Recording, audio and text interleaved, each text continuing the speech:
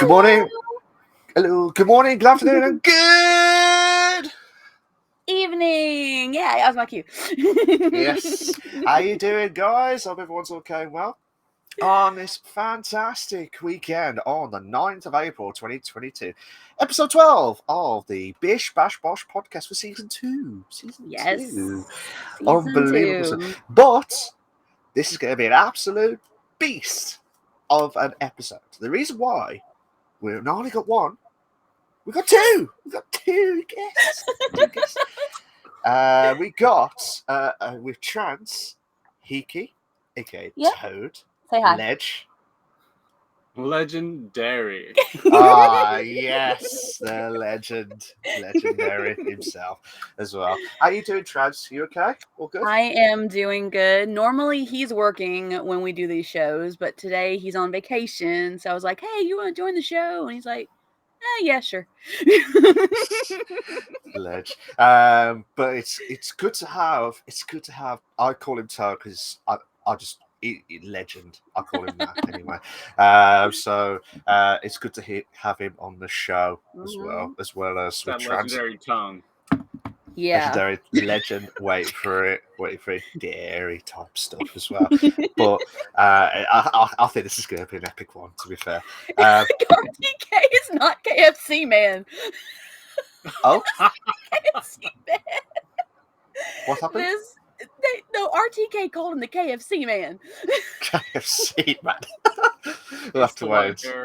I think it's what it is. Yeah. That's weird. It kind of fits. I look like Colonel Sanders. He kind of does. Ledge.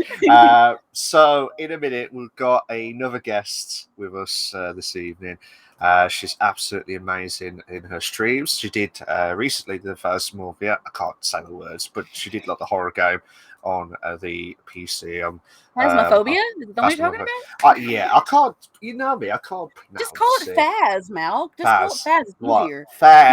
Faz-tastic type stuff. Faz. Sure. Okay. Sure.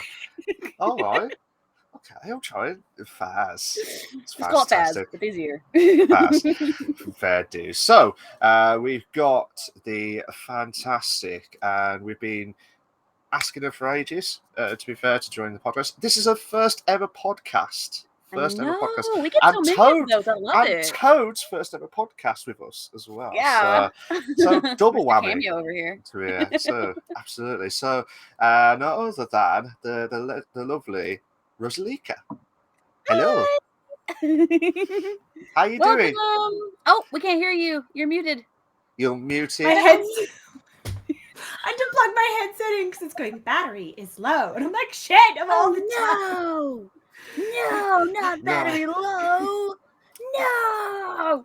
So yeah, I had to go find the adapter and find a spare USB plug. I'm like, panic, I'm going on any minute now.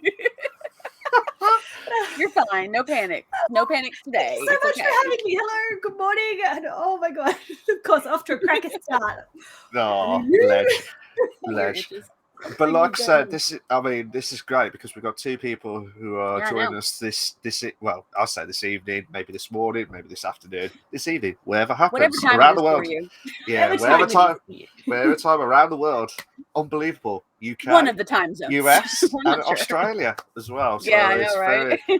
Very, very unbelievable scenes, to be fair. So wherever happens, this is going to be iconic. Whatever happens tonight. So what we're going to do this evening, what we do normally with the podcast itself is, if you're not sure how we do it, where the hell have you been? Where have you been? Under a rock for 2 seasons? What the hell? I know. We're over the halfway. We're just over the halfway mark of the season 2 of the podcast. I can't believe this, Trans. I know, right? It's crazy. 12 episodes is insane. I know. I mean, I feel like we want to sign up for a 3rd season, shall we? Should we think about that? Right? We should totally think about that. It's a good plan, Mal. I like it. Absolutely. Hello to Jan. That's how you pronounce it. Hello, Damien. Hi. He's with me. Welcome to the podcast. All the love to you. Thank you so much for being here. We're happy to have you. No I didn't think he worries. was awake. Maxter! Hey, Maxter! All the love to you too, buddy. Thank you so much for being Uh, around, and we love you, man. Thank you for popping in. We're so happy to have you. The boyfriend will be back in a minute. The good news about being a cameo is he can walk off anytime he needs to. Yeah, that's all. Yeah, it'd be cameo. Come back, come in. Be like chilled out as well. But yeah, it should be a classic because what we're going to do this podcast, if you're not sure how it all works, we'll go through it anyway. We're going to do something a little bit different this week. Very little bit different. Normally we do the main discussion topic for the second segment, but this time we're going to do a free discussion. So any news articles that any of us know about that we haven't mentioned about in the news articles in the first segment, we could add it on and hear your thoughts or discussions. Just see where the conversation takes us as well. So that's a good idea. It went I like from that one too. it went. I remember the last time it went from computer games to food to the acronym game. to the acronym game. Yeah, it was fun with that. That was a blast. Mad. Max says at work at the moment, getting the wrestling ring and equipment. Oh, nice one. Bud. Nice. I will try not to elbow the boyfriend. I don't want to hit him in the head when he gets back in the seat. So I've got to move my hearts over here, guys. It's going to be very weird for me. I could just see. Well, sorry to all the audio people that are listening back in the Spotify or podcast type stuff. All they hear is, "Oh, what's happened?" Clonk. Clonk. Upside the head. And that's what happened. It's streamer down. No. Mad see. So, Rose, I know this is your first ever time on the podcast, so whatever happens, do not panic, do not worry. We want you to have a fantastic time as well. And RTK, salt or sweet popcorn, why not both? Mixture. Why not both? Mixture. They're Mixture both good. So what we're going to do is we're going to do the first segment, which is the games and news articles for what's happened during this week, or in the build-up to the 9th of April 2022. The second segment, we're not going to do the main discussion topic. We're just going to be talking to do the free discussion topic. So basically, wherever, as Trent said earlier on, wherever happens, goes, or wherever it flows, goes. Wherever happens, goes. I like that. That should be a new trademark. I don't know how I did that. Good job. I like it. You did a good one. Thanks. That'll be copyright afterwards. And then the interview with the streamer with Rosalika as well. And then we're going to be doing the Ask Us Anything part as well for segment 4. But I tell you what, segment 4 of the Ask Us part, that's moved to segment 5 now because the GTA updates is now officially the segment 4. Its own segment. Its own segment now. After all the weeks of being the side notes, it's now becoming a permanent marker for the podcast. So there's a lot to report too, guys. It's gonna be great. It's not gonna be long, but it'll be good. We'll have to wait and see how everything goes. But yeah, should we make a start? Hell yeah, let's get started. Cool. So that's fine, Maxter. Okay, he said won't be long. Just want to stop to say hello and visit before the show starts. Awesome, buddy. It's awesome. I know you're working. It's all good. Thanks for popping in and saying hi to us. All the love to you. No worries. So, Trans will be doing the news, and hopefully we've got a topic going for the free discussion, or any of us for the free discussion part, and then I'll be doing the interview with Rosalika later on. Should we do the Sound to Toad as well? Trans as well. You want to do us? You want what? Should we do what? The questions as well at the same time. Well, he's not a streamer, so he's just a cameo. Yeah, but cameo streamer. You can still ask him questions. You can still ask him questions. Yeah, absolutely. You know, what's your favorite game? I'm boring. I just have a blog. Huh? What'd you say? I said I'm boring. I just have a blog. What inspired you to start the blog? How long have you been doing the blog? About 4 years. We'll make it work. Yeah, we'll work it. Make adjustments. Yeah, we'll make a little bit of adjustments in the questions part for both streamer / cameo streamer as well for as well. And then we got the Ask Us Anything part later on with the GTA update. So bye, Maxter. Have a good day at work. All the love to you, buddy. Thanks for popping in. Bye. All right, you ready to start? We good? So, I'll wait for you, Trans, because it's your waiting part. On me? Okay, yeah, it's my part. Okay, you're ready. Let's go. Let's do it. All right. Okay. I'm not ready.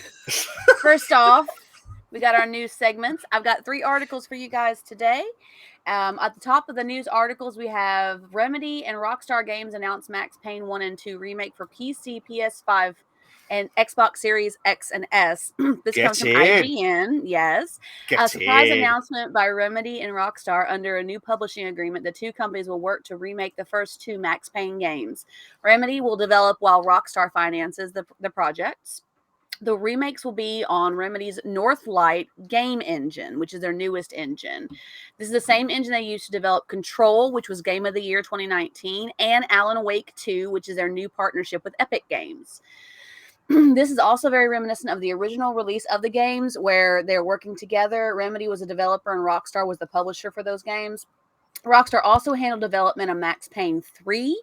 From the article, we have a bit of a quote here. It says, quote, "We were thrilled when our longtime friends at Remedy approached us about remaking the original Max Payne game," said Rockstar founder Sam Houser. "We are massive fans of the work that Remedy team has created over the years, and we can't wait to play these new versions," end quote. Remedy CEO Tara Vertala also added that the Remedy team is excited to, quote, "bring the story, action, and atmosphere of the original Max Payne games back to players in new ways." The Max Payne game remakes are set to have a AAA budget, so they are sparing no expenses on this. Hi, Day Senpai. All the love to you, buddy. Good to see you, friend. Thanks for popping in. Think you're going to make it. So, yeah, guys, Max Payne game. Guys, come on, Vanilla. I see that comment, buddy. I will warn you, sorry guys, whatever Vanilla says, please do not say it on the stream. Not always. Not always. Not always. Just on occasion. It is kind of the name for a media fan club. He's kind of right. Yeah. He's a good guy. He's not wrong. True. Poor Day Senpai bleeding out in the city. Oh no. No. But yeah, I mean, looking at the Max Payne 1 and 2 remake, yes. Freaking yes. Absolutely. I figured you'd be excited about that, Mal, because I'm like, I'm this article just for Malk. Did it for you, buddy. The first game to feature bullet time. Yeah, bullet time. Yeah. Mm-hmm. I'll tell you what.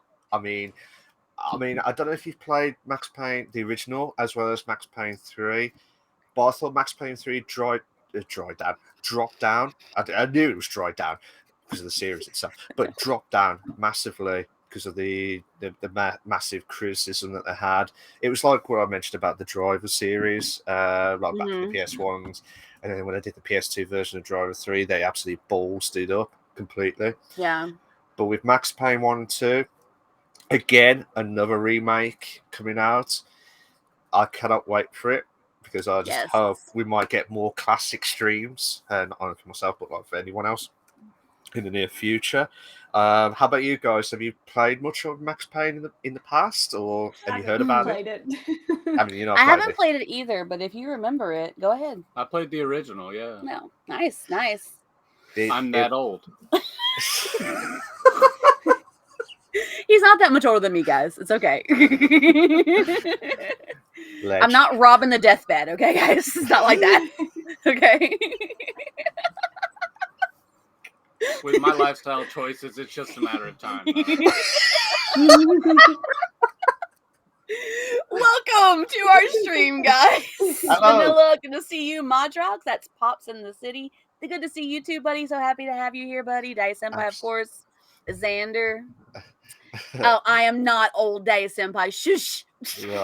Well, Serbian says, "What's the difference between a remake and a reboot?" Obviously, remake is like they built like they did with the Crash Bandicoot series. They've like redone it, but because it was the same series, like the first 3, but they kind of rebooted with 4 because it never done it before. Absolutely insane. To be fair, but that's how I see it. That's how I described it as well. Like remake. Well, reboots, even in TV shows, reboots are like a different new story of an old thing. This one, if they're going to do a remake, they're going to update the graphics. They're going to update the storyline a little bit. Maybe they might make a couple adjustments to it, but they're going to keep it pretty to what it was. Maybe add a little extra to it, but that's about all they're really going to do. So the Final Fantasy VII remake is a great example of that. Oh my god, talking about the GIMP suit again in the chat, Vanilla. Oh my god. Rosalie likes my Jacobite shirt. He likes the Jacobite shirt. Vanilla likes the Jacobite shirt, yes. Rosalie is like, shit, what the hell's going on in this chat itself? I told you. No, I mean, I've had one of my friends came into my stream one time, and like it's like it came in right, and I was saying, oh, just a little bit of light bondage, it's fine. Like, as one of the characters in World of Warcraft had thrown a net on me, and he's like, he just come in, and he's like, what the fuck did I come into? He's like, I left, and it was all innocent. I come back, and it's all like, you know, rope and bondage. Like, it's just what we do. Just, it happens. It happens. A little light bondage, it's fine. Vanilla goes, remakes make me simp for guys. I can't handle any more thirsting. I'm parched. Sorry, Vanilla. I'm sorry, buddy. I don't know what to say every time with Vanilla's comments on that one each and every week. But yeah, I mean, from like if you like to see a classic game like in the past, like a proper remake of it, I mean, you would be absolutely excited. But I mean, I just hope that they don't balls this up. Like what? Guess what happened recently? Someone did a recent remake of the trilogy of GTA. Oh, sorry to everyone, but that was what I meant. The original GTA 3, Vice City, San Andreas. Guess what happened? They buggered it up. They did. I don't know if you've heard like what happened in the past where they invincible cars just disappearing. Sorry, the cars just disappearing from one part of the map, and you just drive into it, and then you come out, and then they're gone. You don't get them back again. To be fair. No. I've seen that. There's a few times where there was some glitches. Yeah, Glitch City. Forget Vice City. You got Glitch City as well. GTA. Yeah. Glitch City. It's brand new, 100%. I'll sound like GTA 5. I'm Madras. That's a good one. Yeah, sounds like good GTA point. 5. Good point, buddy. Good point. Absolutely. Sounds like it. Yeah, absolutely, mate. Absolutely. But I just hope that it don't balls us up, because every remake that we have seen lately, I mean, not all of it, but like just some of it, really recently, they've just messed it up, and it's just kind of affected the fans where they're paying like 80 quid or $100, or I don't know how much it is in Australian dollars, but it could be like $150. You know what I mean? It's usually double whatever the US is paying. Like, okay, so we're paying $50-$60 a game. Yes, it's probably about $100. So 100. I think Elden Ring was $90 at the store the other day. So that sounds about right. An idea. It was like 50. It was like 60 here. So yeah. Yeah. All right. Yeah. So about that. Yeah. So UK is more cheap. Should we say like 40 quid or 50 quid for Elden Ring? Nice. To be fair. But yeah, I mean, I cannot wait for it. But like I said, I just hope that they don't balls it up. That's how I see it anyway, to be fair. But I mean, I thank you, Trans, for getting that article. Perfect article. Yeah, I thought about you when I saw it. I was like, Mac's gonna love this. I know you've mentioned Mac Spain before in a couple of conversations we've had, so not like heavily, but you've mentioned it a little bit. But so I was like, yeah, he'll be all about this. Thank you. You're welcome, buddy. This is gonna be legend. Wait for it. Wait for it. You do it. Dairy. Yeah. You're gonna wait, Toad. You can see Trans is holding. He like this arms. I'll just leave it to him. I'll point to him and he'll say it every time. Ledge. Have you guys got any more from the first article, or anything in reference to remakes or reboots? I told you what game I want remade. I told you this multiple times, over and over again, and they still haven't done it, and I'm still waiting. Very, very upset that I have not seen this yet. You don't remember, do you, Matt? Do you not remember, do you, Matt? I'm just saying for Rosalika. For my sake. For Rosalika's sake.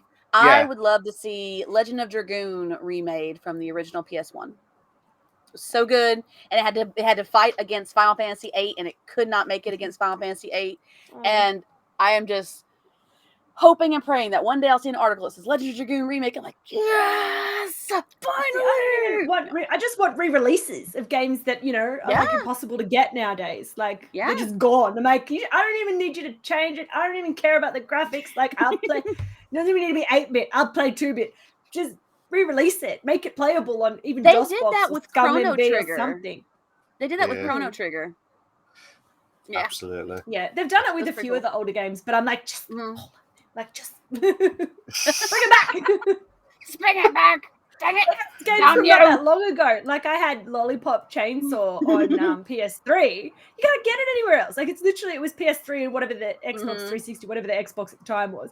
That was it. It was never on PC. They didn't. Yeah. You can't buy it on the PlayStation Store for PS4 or 5. Like, it's just gone. Like, I've still got the disc, but my PlayStation 3 doesn't work. My PlayStation 3 is broken. No. So I'm like, I would have to buy a whole new PlayStation 3 just to play that game. I'm like, bring it out. Put it somewhere.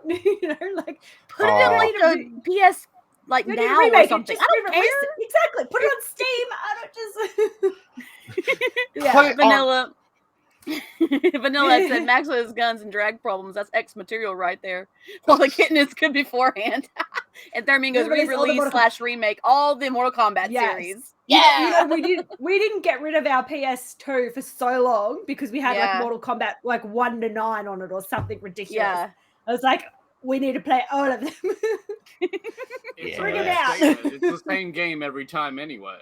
Yeah, but they changed it. They just update the graphics and change the characters and stuff. Yeah.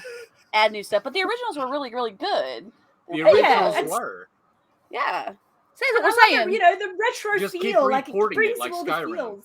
That's a good point. He said just keep reporting it. That works.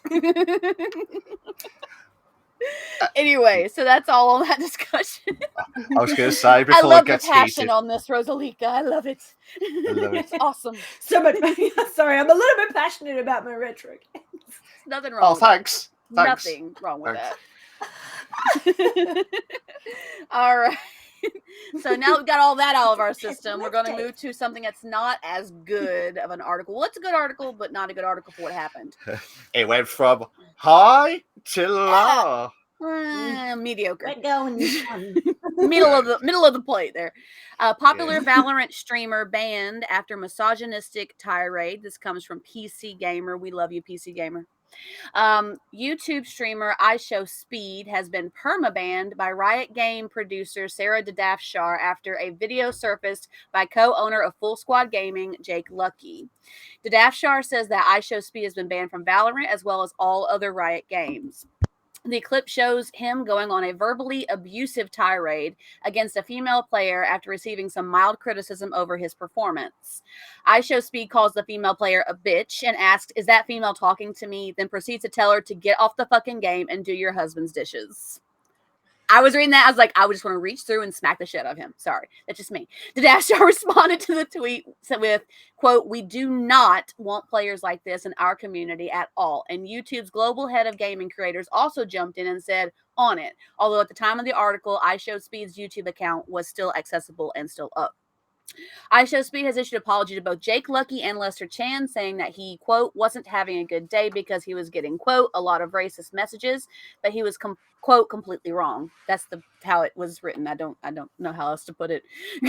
Another video did indeed surface where he asked how to heal in game and told by both his teammates that, quote, only the white characters can heal. This is not the first video of IShowSpeed saying things to women such as this, however, as further down the thread are more videos of things he has said and done in the past. In one, he says, "Fuck you, you fucking bitch," to a female player that tells him to stop screaming. Another video, he asks a woman if she would reproduce with him if they were stuck on a desert island, and he says no. He then says, who gonna stop me?" and begins screaming at her. IShowSpeed seems to have built his over 7 million subscribers on his rage and nasty comments, making it one of the fastest growing gaming accounts on YouTube. Daniel Keemster Keem said it's trash talk in a video game and they're not real statements in defense of IShowSpeed. He also said that IShowSpeed is a minor, but reports have varied on his age, ranging from 16 to 19. So... can I just say before anyone says anything, what an arsehole. What an absolute bastard. Good point. What an absolute see you next Tuesday moment. as well. And I'm saying this really with rage, because Mhm. why do you want to do that to another freaking, another person as well, because of performances? It's like Yeah. saying you're playing an online game and you're playing like a ranked game. If someone's better than you, then don't fret. Just try and improve your game itself. Yeah. Don't just like fret all the time. And I will be honest. Wild Bastard also. See you next Tuesday moment. What else could I say that could be worse? Malk's thinking of worse things to say to this guy. I'm loving it. I'm all about it. Malk. Yeah, but it's discrimination. Yeah, It's just. I agree with you 100%, buddy. I mean, like, how would you feel if I come into your stream and I said all that stuff, and then you've never known me? You know what I mean? It's just like it's what one of those bastard? things. It's disgusting. Yeah, it's But ridiculous. I mean, I all am these glad. people trying to excuse it because of his age. I mean, that's revolting. Like, I don't care if he's 16 or 65. Like, you should know better. You know? Yeah.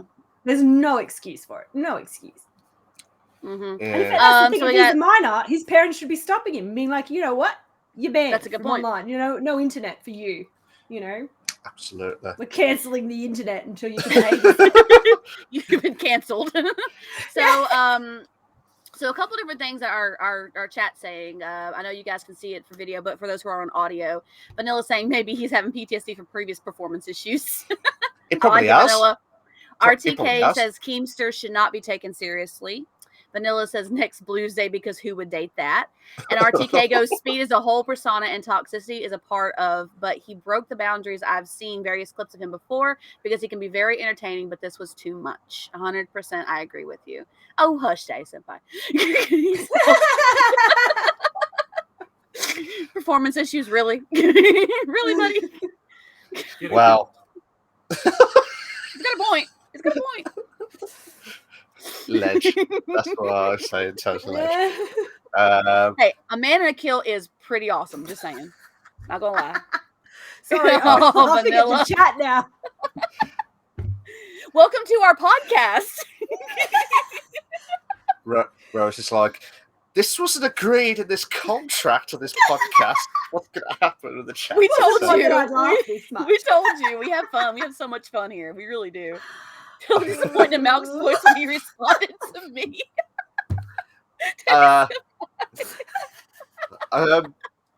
No comments. Whatever happens, no comments. Because whatever I say may say it wrong, and Vanilla will definitely mention a wrong comment in the chat. I know for a fact itself. Like I said, personally. Oh shit! It's back. It's back, Malk. We do apologise for technical difficulties in the chat itself, but there is some problems in the chat as well. Oh, Vanilla. Well, I've got one sitting right next to me, so men in kilts aware. I'm trying to find it. Yeah. Yeah. There you go. That's that shirt. He's got a whole get up going. He's got a whole thing going. It's great. It's amazing. I'm all about it.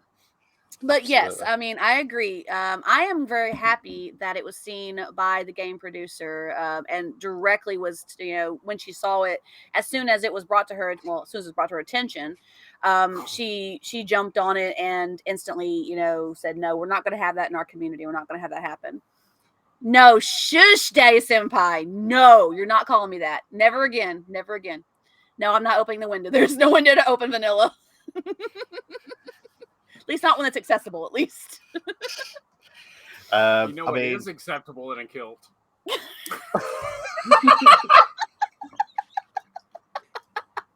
Oh my god. What? What was that? Oh, he's talking about me. Yeah, I'll jump his ass when we get in city later. It's fine. I'll get back at him later. Rose, what's your thoughts in this article itself? I mean, I know you've said he should have had his internet banned completely, but what's your other thoughts? What's your opinions of this article itself? I mean, this guy should never do any more streaming. I think personally, I know I'm a harsh bastard. No, but I'm the same. I mean, like, if you're gonna be that toxic, there's no space for that. Like, maybe they should create a toxic Twitch and just have a separate Twitch, and all the toxic people can go there. But I mean, welcome to these people still watch it and people still support it. So what can you do? Like, if people are gonna, give him money and sub him and what can you do? I mean, he's on YouTube. He's not on Twitch. But this concept is still the same. I still agree with you on that concept. But see, people get banned from YouTube all the time for much, much less than that. Like, much, much less. I've seen people get, Yeah. You play the wrong song, you get pulled down, like. Yeah. You got a point, Vanilla. Yeah, I mean, Vanilla says, I'm more worried this kind of stuff gets views. Are we in COD's prime anymore? I 100% agree with you on that. Yeah. Exactly. Yeah. People watch it. Like, he was banned on Twitch. RTK says he was banned. Okay, sweet. That's good to know. Well, that's good to know. Yeah. Should be permanent. Well, if the YouTube head of the gaming content gets their way, he probably will be banned from YouTube too. For he knows that his streaming career will be done, no matter how big his channel is.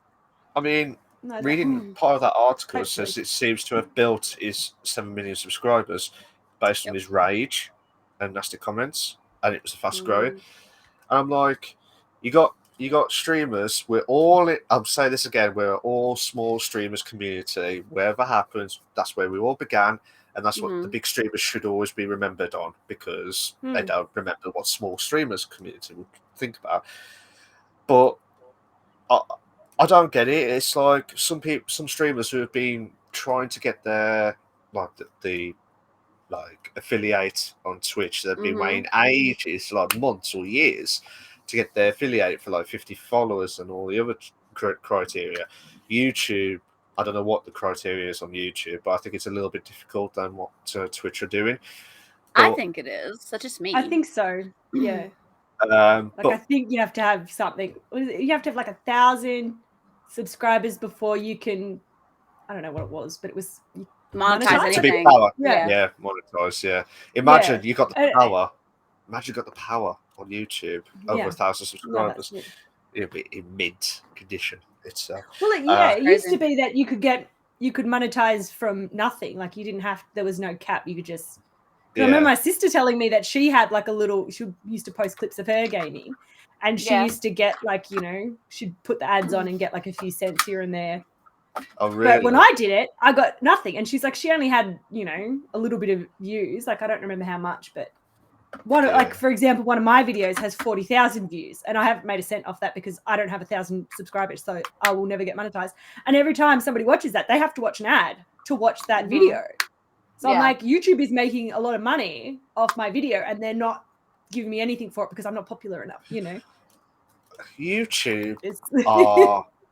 I'm sorry, YouTube. So that's one thing I give credit to Twitch for, is like, I only needed 50 followers before I could start making, a bit of money. Yeah. And I was just saying, like, on YouTube, and I will say this, I'm sorry to YouTube company before you ban me. Don't, because I like you guys. But when you get monetized and they play like you do like a copyright music or copyright part of a video, and you don't even realize what's happened, but it's just mad, to be fair, and it's just really stupid, to be fair. But I just hope everything gets sorted, from that perspective. Yeah. Sorry, Trent, what was I going to say? No, you're good. You're good. I was looking at the chat. What was saying with RTK. RTK said that's why he's been on YouTube for the past few months, because of being banned off of Twitch. RTK also said not sound like that person, but if you haven't had firsthand experience on what these channels look like and what kind of chats they have, this sounds very weird, but this is edgy Gen Z in full swing in the form of content creators. No one under the age of 18 watches these type of people. And Aiden Ross is also someone who falls into this category, and Vanilla agrees with that one on RTK. Absolutely. And forgot to mention Toad, Hiki. What's your thoughts of this article as well? Do you have thoughts? It's shock humor. I don't know if he legitimately subscribes to these ideas. Maybe he's just trying to be edgy because he's way too high on the red pill. Yeah. But no one should talk like this to a lady. No. No, not at all. No one should talk like that to anyone. Like, it shouldn't matter who you're talking to. You shouldn't be talking to them like that. But maybe it's because I've spent so much time in male environments. We rib each other, but there's always an underlying level of civility because we will beat each other up. Yeah, women don't have that layer of respect. Yeah, but that's the other thing. That's a two-way. That we're different. That's a two-way thing. We respond differently. Yeah, we respond differently to things like that, which I understand what you're saying. Still, like if you've got, boys and they're ribbing on each other, that's one thing. But if everybody's ribbing on one person, or if one person's ribbing on everyone and it's not back and forth, that's just bullying. Yeah. Whereas, it's one thing, like, okay, we all rib on each other. Right. But yeah, if somebody's not like participating on that side, then it's not just ribbing, it's just bullying. Yeah. And so that's what I'm saying. She didn't. So it's all well and good, but I mean, join the clearly space the people he's talking to. Yeah. Yeah. Okay, we're good. Sorry. No, it's fine. Serious. One of my rules for my channel is we can debate, but we don't hate. So we can have different opinions. It's fine. You can see things differently as long as there's no hate in it. That's all. Absolutely. So, my channel, my community knows when it's on YouTube, and people be like, "Can't believe you're on YouTube and you say all this shit about YouTube." And I'm like, it's just my experience. Absolutely.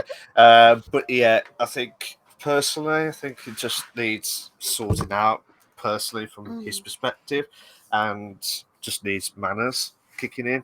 To be fair, but it doesn't cost anything. But when this person says "fuck you," who's going to stop me? Complete bitch, all the other stuff. No, fuck off. No, fuck off. No. Absolutely no. Respect each other. Just don't be toxic. If you want to be toxic, fuck off. That's all I'm saying. Yeah. Fuck off. Yeah. To be fair. RTK says the chat actively encourages toxic behavior and constantly tries to piss off the streamers like they want to break the streamer and have these moments. You can ask yourself if they really are fans if they do that. The constant provoking is something I couldn't take like Speed could. Not saying he's in the right, but it helps you get a perspective on it all. And Vanilla says, don't hate debate when all else fails. Yeah. I've got to butt in on that because I know... Like, yes, the chat encourages that, but he built that community. Like, he allowed that and encouraged that to the point where now that's the culture. Like, he could have nipped that in the bud early and could have been like, no, guys, we're not doing this. We're not that type of place. But he's created that. He's, cultivated that. And now that's what he's got. So it's all, like, is it the chat's fault? Is it his fault? Well, it started with him. At the end of the day, he went live and started with that. Like, yes, they probably egged each other on and they probably met, one of them goes and so then they're, up and up and up and up and up. But at the end of the day, that's where it started. Like, That's true. That's absolutely true, to be fair. But I would like to know more when this news comes out, like to see what happens from this guy to get like the sort. This is the famous words I always say when something goes horribly wrong. Sort your shit out. Oh. Thanks. She stole my copyright, to be fair. I did not. You it's did. Our copyright, Malk. It's our show. We share that copyright, buddy. I was the first person to start saying that, by the way, for the record. Shit. I might have a bit. Oh, I just read Vanilla's comment. Saying, un-F yourself.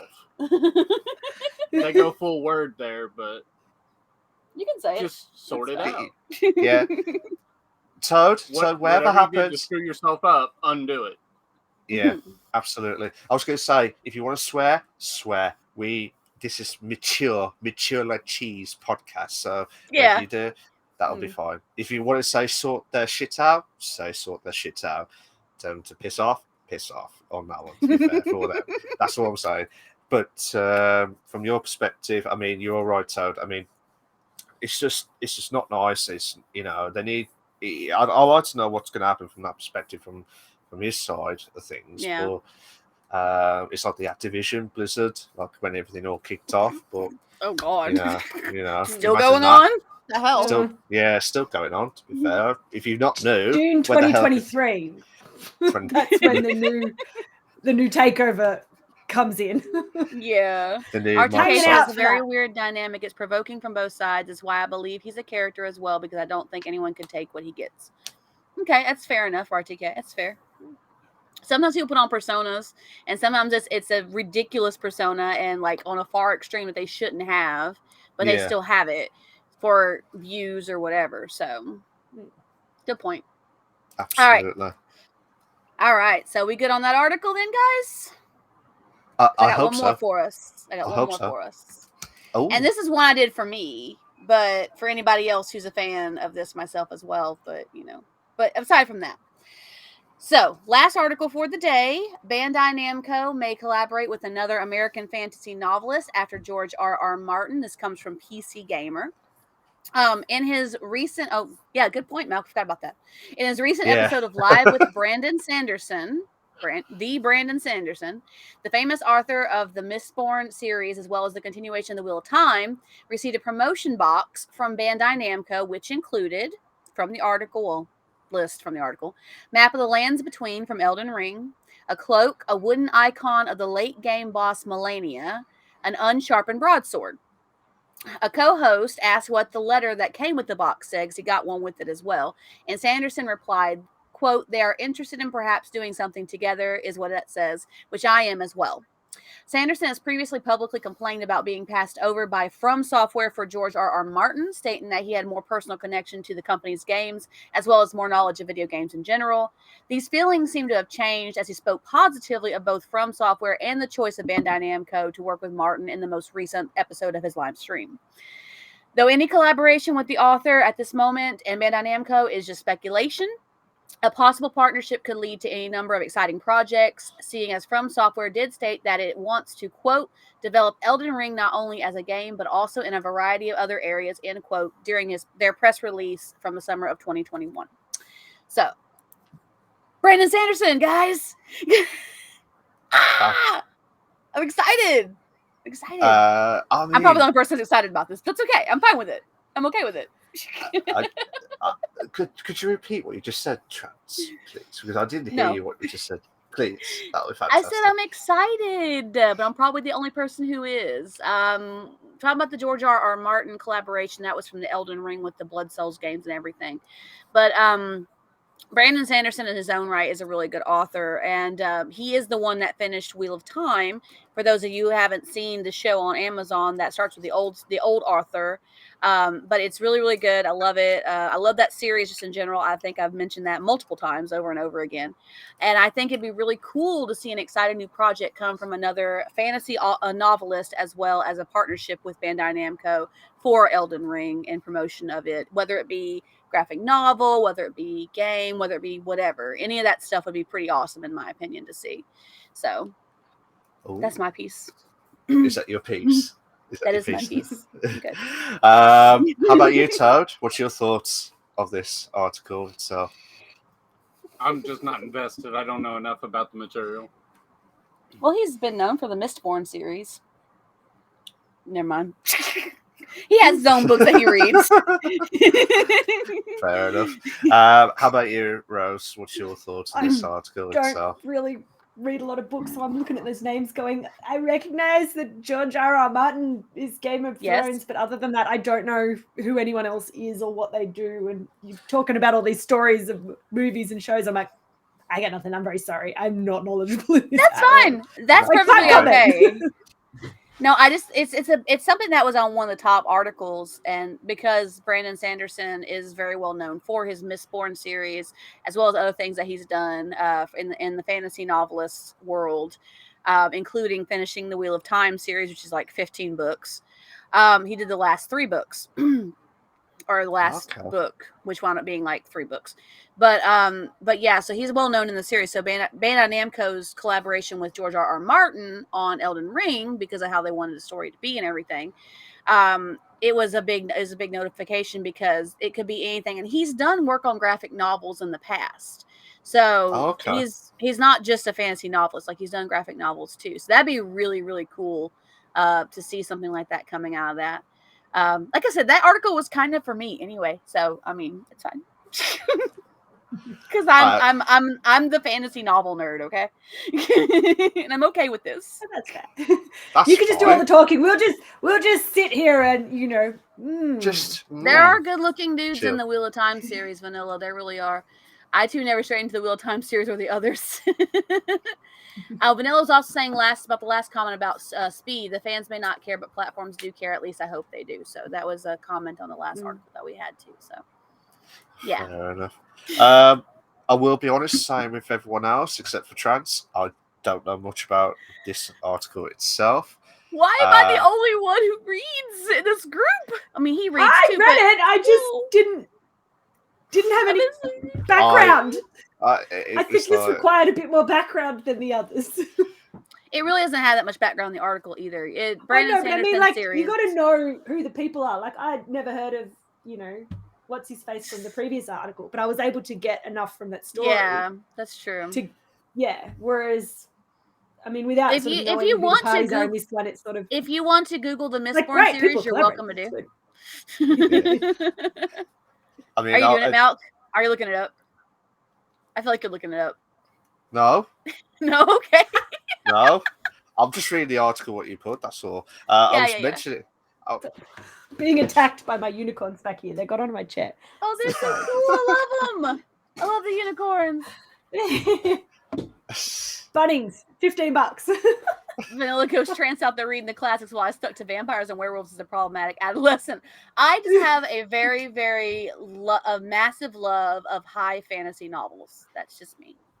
I love anything high fantasy. I'm sure she'd know all about this because she reads all the high fantasy novels. Like she's very. I was never a big reader. I was a big gamer. So she would read. I would game. Fair enough. That's both the best worlds, I guess. I don't know. Well, when you've only got one computer in the household, yeah, that's fair. She can go read. Now let's keep playing there. I have not read Terry Goodkind, but I know of Terry Goodkind. So Vanilla, I do know of Terry Goodkind. Then there's a long pause. There, that's what's going to happen. What? There was a long pause. Oh my god! I haven't heard of it. Poor Toad. Poor Toad. I'm trying not to blow the smoke in his face. I really am. I'm blowing it down. I'm blowing it over here. I'm just trying not to get the smoke in his face. He's not like the smell of my vape. For all phrasing, guys, I'm so sorry for anyone that's listening on the audio. She's saying it nothing dirty-minded. I'm talking about my vape, guys. The vape. I'm glad you said that now. You didn't say that when blowing. Better late than never. I mean, yeah. Great series. Avoid the last book in a Sword of Truth series. Okay, fair enough, Vanilla. Awesome. Thanks for telling me. I'll check it out. I also read the Throne of Glass series by Sarah J. Maas, which I also liked a lot. It was really good. Oh, okay. What? It'd be like the more in the other room. Yeah. He's right. Fair so there we go. Fair dues.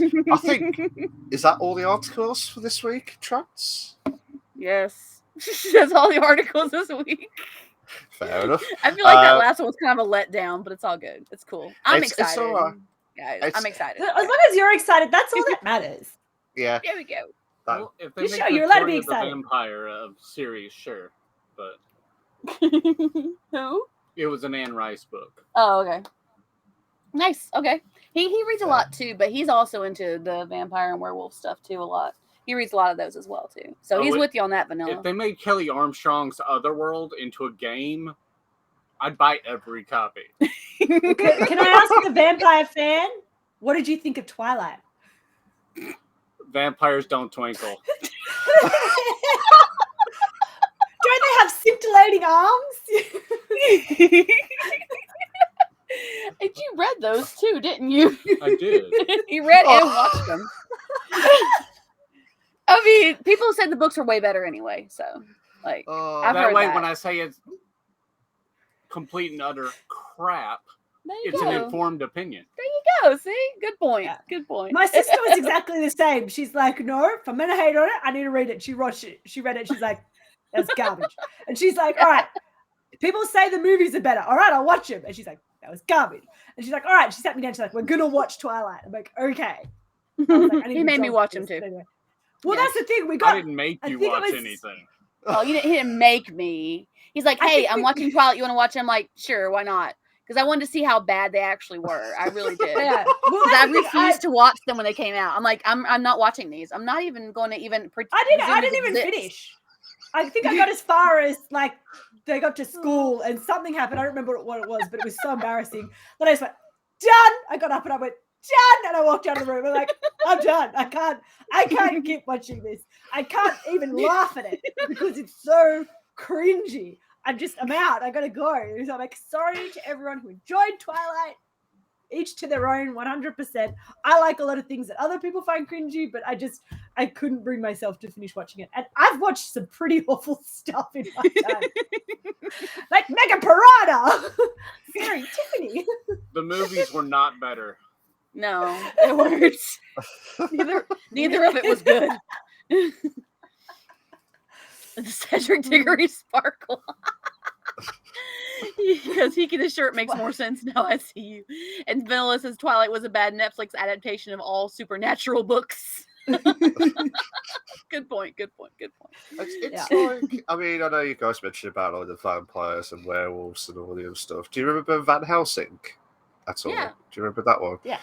I know some people didn't like it back then, but I thought that was a good film. I thought we could build up to another film. The one I saw was good. Which one was I liked it. It was the one that I don't know. I can't remember when did it come out. Like forever and a day ago. The dude mid-2000s. Mid-2000s, yeah. Like it was that one. The mid-2000s one. Yeah. The mid-2000s I think one. That one. Yeah. It was all like very dark blue. Yeah. Yeah. Hot Werewolf Van Helsing. Vanilla. Love it. All the love to you guys. Y'all are amazing. Yeah, absolutely. We do apologise for any madness in the chats itself, especially a Vanilla side and Daddy Senpai side of things as well. But yeah, that was the articles that we talked about.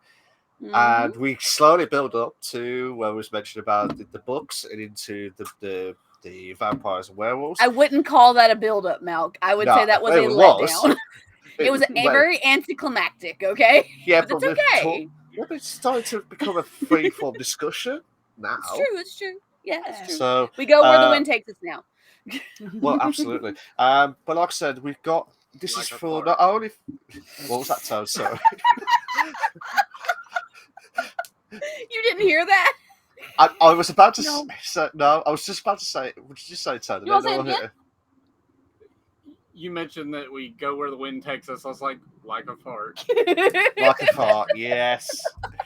Absolutely. This is why I call Toad the legend. Wait for it. Dare it. Marvelous. I was letting him do it. No, because I know you just. Oh, it's his line. You're right. It's his line. Yeah. We're not gonna take it from you, Malk. Sorry. Yeah. Just don't take my hearts from me, okay? Don't take my hearts from me, Malk. That's all I'm saying. But yeah, if you've got any articles or anything that you want to discuss that you've heard about this week, Vanilla, living that kilt life. Go where the wind takes us. Absolute ledge. But yeah, if there's any articles that we have not mentioned about during the week, or from the 3 articles from the book to what was it now? The band Speed, YouTube streamer. Speed, yeah. And then the Max Payne 2 games remakes. Epic. But yeah, if there's any other articles or there's anything that you guys want to discuss or heard about during the week, let us know. I mean, like what everyone says, let the wind what takes us, or what the fart will take us during that time. It's you're gonna start saying that now, aren't you, Malk? Two farting right with that, to be fair. Just trying to think. Oh, have you guys heard about? I know we mentioned it before about the PlayStation tiers. The tiers for the. I haven't heard more on that. No. I have. Guess what? Guess what?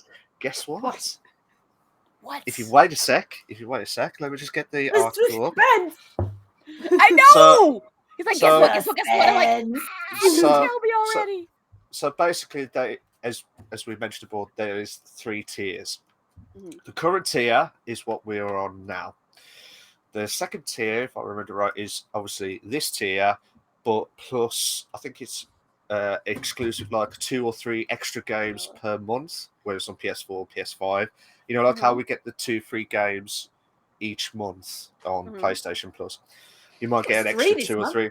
Yeah, epic. Yeah. One of them was like a SpongeBob game. Yes, it was. That sounds awesome. They did the Sonic one last month. Sorry, of the one of those times. Yeah, time just goes slow. It starts to blend together after a while, guys. It really does. It really does. Yeah. But yeah, I mean, they did the tiers. They confirmed what's going to happen. There's going to be it's like 700 games, and that is just epic.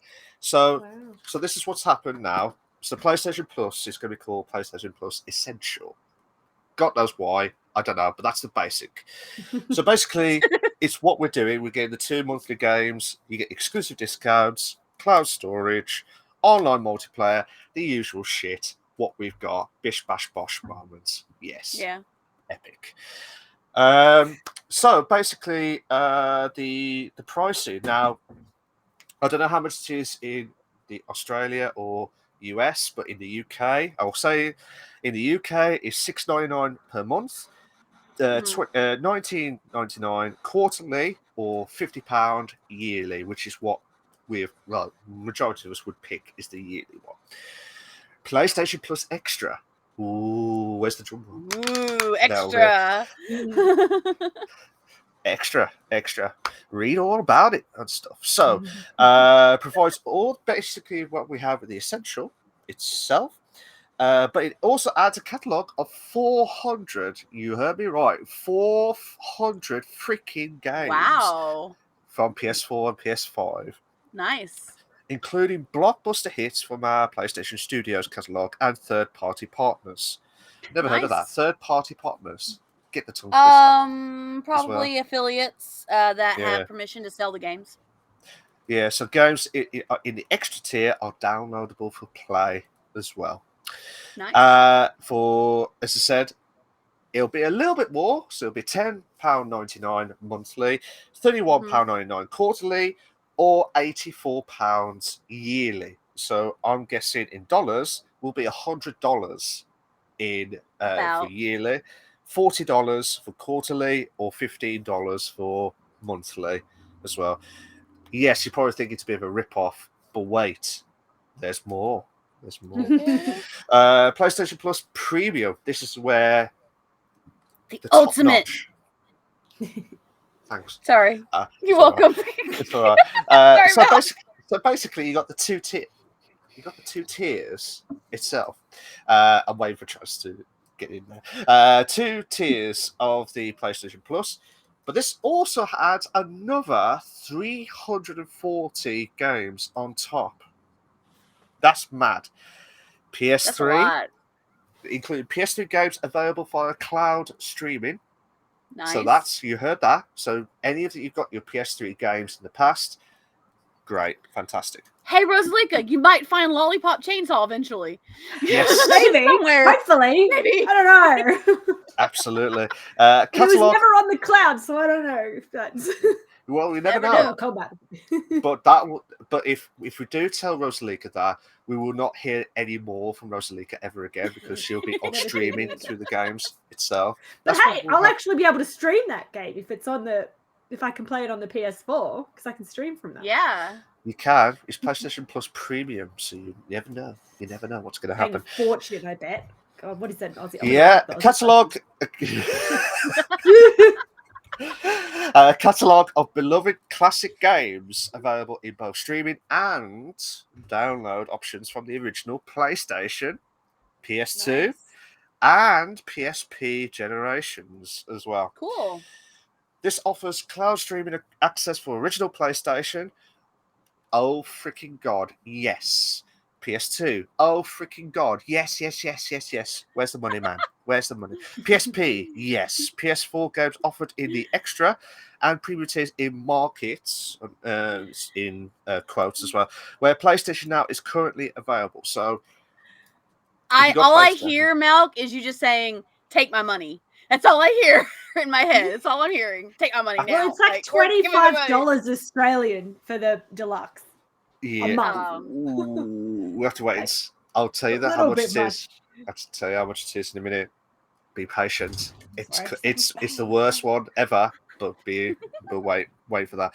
Customers can stream games using the PS4 and PS5 consoles and also the PC. So basically, what was it called? The PlayStation app. Where you can play it on the PC itself. Time limited game trials will also be offered. So that's absolutely epic. So customers can try select games before they buy. Nice. Now, this is where the money is going downhill as well.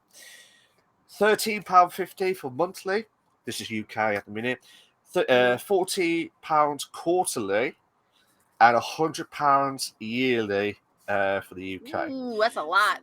But for the US, $18 monthly. $50 quarterly, or a whopping $120 yearly for basically the whole catalogue of everything. That's crazy. But so Vanilla said 30 third-party partners sounds like a fancy way of describing a polygamous relationship. I couldn't pronounce the word. I could not pronounce the word. And Vanilla goes, the emulator crowd is laughing in piracy. That Absolutely. is very, very true. But what's annoying as well is with the Xbox Game Pass is they give you day one access to new games. This one does not give you day one access, as far as I know. So Xbox Game Pass is still, when you think about it, is still a little bit superior, because they thought the idea first, then PlayStation said, "Oh, let's try it. Let's bring it back in. Let's try it and try." Yeah, they're trying to compete with Xbox Game Pass. Is what they're trying to do. But Thermian says, "Yep, around $200 Australian a year." $200. I mean, did that sales? I know the heat is on. To be fair, definitely with all those PlayStation Plus. But what's your thoughts from your perspective, guys? I mean, does that tempt you? Did I give you that sales technique to get you to buy it? A bit off topic, but on topic, because you're talking about how you get to try the games before you buy them. And I was like, so we've gone back to the good old days. Do you remember you used to go to the shops and they'd have like the game and you could like go in and like try it and be like, oh, I don't know if I want this one. And like if you went to the right shop, you could ask them, be like, hey, look, I want to try that game. And they'd like actually swap it. And a lot of time they just have a display of whatever game they had on for the day. But if you went to special gaming stores, you could usually like try something specific. Like, absolutely. Absolutely. Yes. Hate that they got rid of that feature. Like, yeah. And like you'd buy a game and it would usually come with like a bunch of demos for other games. Like they give you like the little CDs with all the demos on them and you could try all those games. That was great when you get the magazine as well and then you play it and you get like the free CD. Like, let's play Crash Bandicoot for like the first level. Like, yes. Yeah, I know, right? That was very epic. good. Absolutely. I mean, showing my age here a bit, I think. Rose, don't worry. Don't worry. I think we're all. I'm glad you guys remember, because normally I talk about this. Yeah, I remember those. Like, what? The hacking Sony is going to be under is predictable. 100% vanilla. I think I saw a technique that someone was trying to do, like on not the hacking side of things, but someone was trying to buy the PlayStation Now, the yearly, because that will get converted to be the premium. As well. Hello, David. How you doing? Hi, David. All the love to you. Thanks for joining us. Thank you so much for being here. But yeah, I mean, I see some people try to buy the PlayStation Now, like the yearly now, because that gets converted to be the premium, which is the higher end afterwards. And if you do that, it's absolutely epic. I can't stop saying epic because it's got all the old retro games coming back and streaming. Yes, I know the emulator is great, but it's not the same. Yeah. Is it? It doesn't feel right. Doesn't feel the same. Is it? Like, No, I remember it's not the same. It's like, really not. It's like what you said, Rose. Like, you go to a store and you're like, "Oh, can I try that? Can I try the game?" And like, "Yeah, go on then." Can I try that? Yeah, go on then. And you're like, now you don't have to freaking move. It's epic. Absolutely. Yeah. All there. Also, you used to rent them from like video stores. I completely forgot about Yes. that. I used to go there and like try it for a God. week and Oh my god. Doesn't feel the same. It's vanilla. Ledge. Absolutely. Yeah. I love it. Italy. Mad state. But Rose, I agree. I remember renting N64 games. Go to a video store. Can I get Diddy Kong Racing or Mario Kart or NBA or anything like GoldenEye? Yes. I love the late nights with the friends on GoldenEye. Oh, I think you'll love this. Classic. I think you'll love You're this. his best friend now, Rosalika. You're his best friend now. Oh, that is cool. That's really cool. You know, I always cop a lot of flack when people are like, "Oh, who's your favorite James Bond?" I'm like, "Oh, Pierce Brosnan," and they're like, "What? No!" And they all yell at me, and I'm like, "Did you not play GoldenEye?" The good old blockbuster 100%. video Yeah, games. they did it. Yep, Really, yep. you just watch the movies, and I'm like, "No, it was the game." But so many. I don't know if this is true or not, but I heard they're bringing that to like the Nintendo Switch. Which one? The GoldenEye. I Yeah, heard like they're rumors. redoing the graphics a little bit and bringing it out. I don't know if it's true, but that's what I heard. Well, the If they do, Switch. I'm gonna buy a Switch. Like, sorry, I said myself broke. Just like vanilla. I mean, bloody hell, vanilla. Jesus Christ. But Don't mind us, guys. We hadn't eaten much today, so we're having lunch, late lunch. The latest lunch. Welcome to the food podcast. This is not the Bish Bash Bosh podcast anymore. This is the food channel. Let's be honest, Mal. At some point, our show always turns to food. Let's just be honest, okay? Turns to food. Got lollies. Oh, hey, nerds. Nerds. Nice. I love nerds. Those are my favorite. And nerds. As made nerds. And nerds. And nerd ropes. Nerd ropes. Yes. I got a jar of nerds. I got a jar of nerds. I'm jealous. Oh my god. What should I eat? Should I ask the chat what to eat, or should I? You should ask the chat. Ask the chat. What should I eat? Should I eat nerds or nerds or nerds? Or nerd ropes or nerds? I have every flavor. I think it nerds. I'm sorry, there's no tags on the channel. I'm so sorry, mate. There'll be nerds as well. There'll be the nerds itself. So, but yeah, I mean, the Switch, they've started to. Well, I say they started. They brought out the N64 classics within part of the membership as part of it. And I'll tell you what, they brought out the Super Mario 64. Mario I saw that. Yeah, Super Mario 64, nice. Zelda. I'm so. I really want Zelda's to play Zelda. amazing. Zelda's really good. A good game. So good. Game. It was the original Zelda, not the. I don't know if the Majora's Mask was on there. No, but they brought out Ocarina of Time, and that was the one I liked the best. So a lot of people love that game. It's still a very well loved game. I remember playing. I'm tempted to go to Switch just for that. I remember playing it for hours, and you just think, as a youngster, you think, "Oh, where do I go?" And then you just play another game afterwards. But you wanted to play the story mode after, and then I got back into it recently, and I was like, "Why didn't I do this back in the day? Like play the story." I know, right? I remembered. I thought, "Oh, this is going to take long." I bought one of those. What do you call it? Like game. If you remember back in the day, what Game Genie was back in the days, know what it is. They did one for the N64 version, which is basically complete the story except for like the last mission, which is like the last story. And then I thought, whoa, I've just got everything, and like I'm trying to beat this baddie, and I'm like, I don't even know what I'm doing.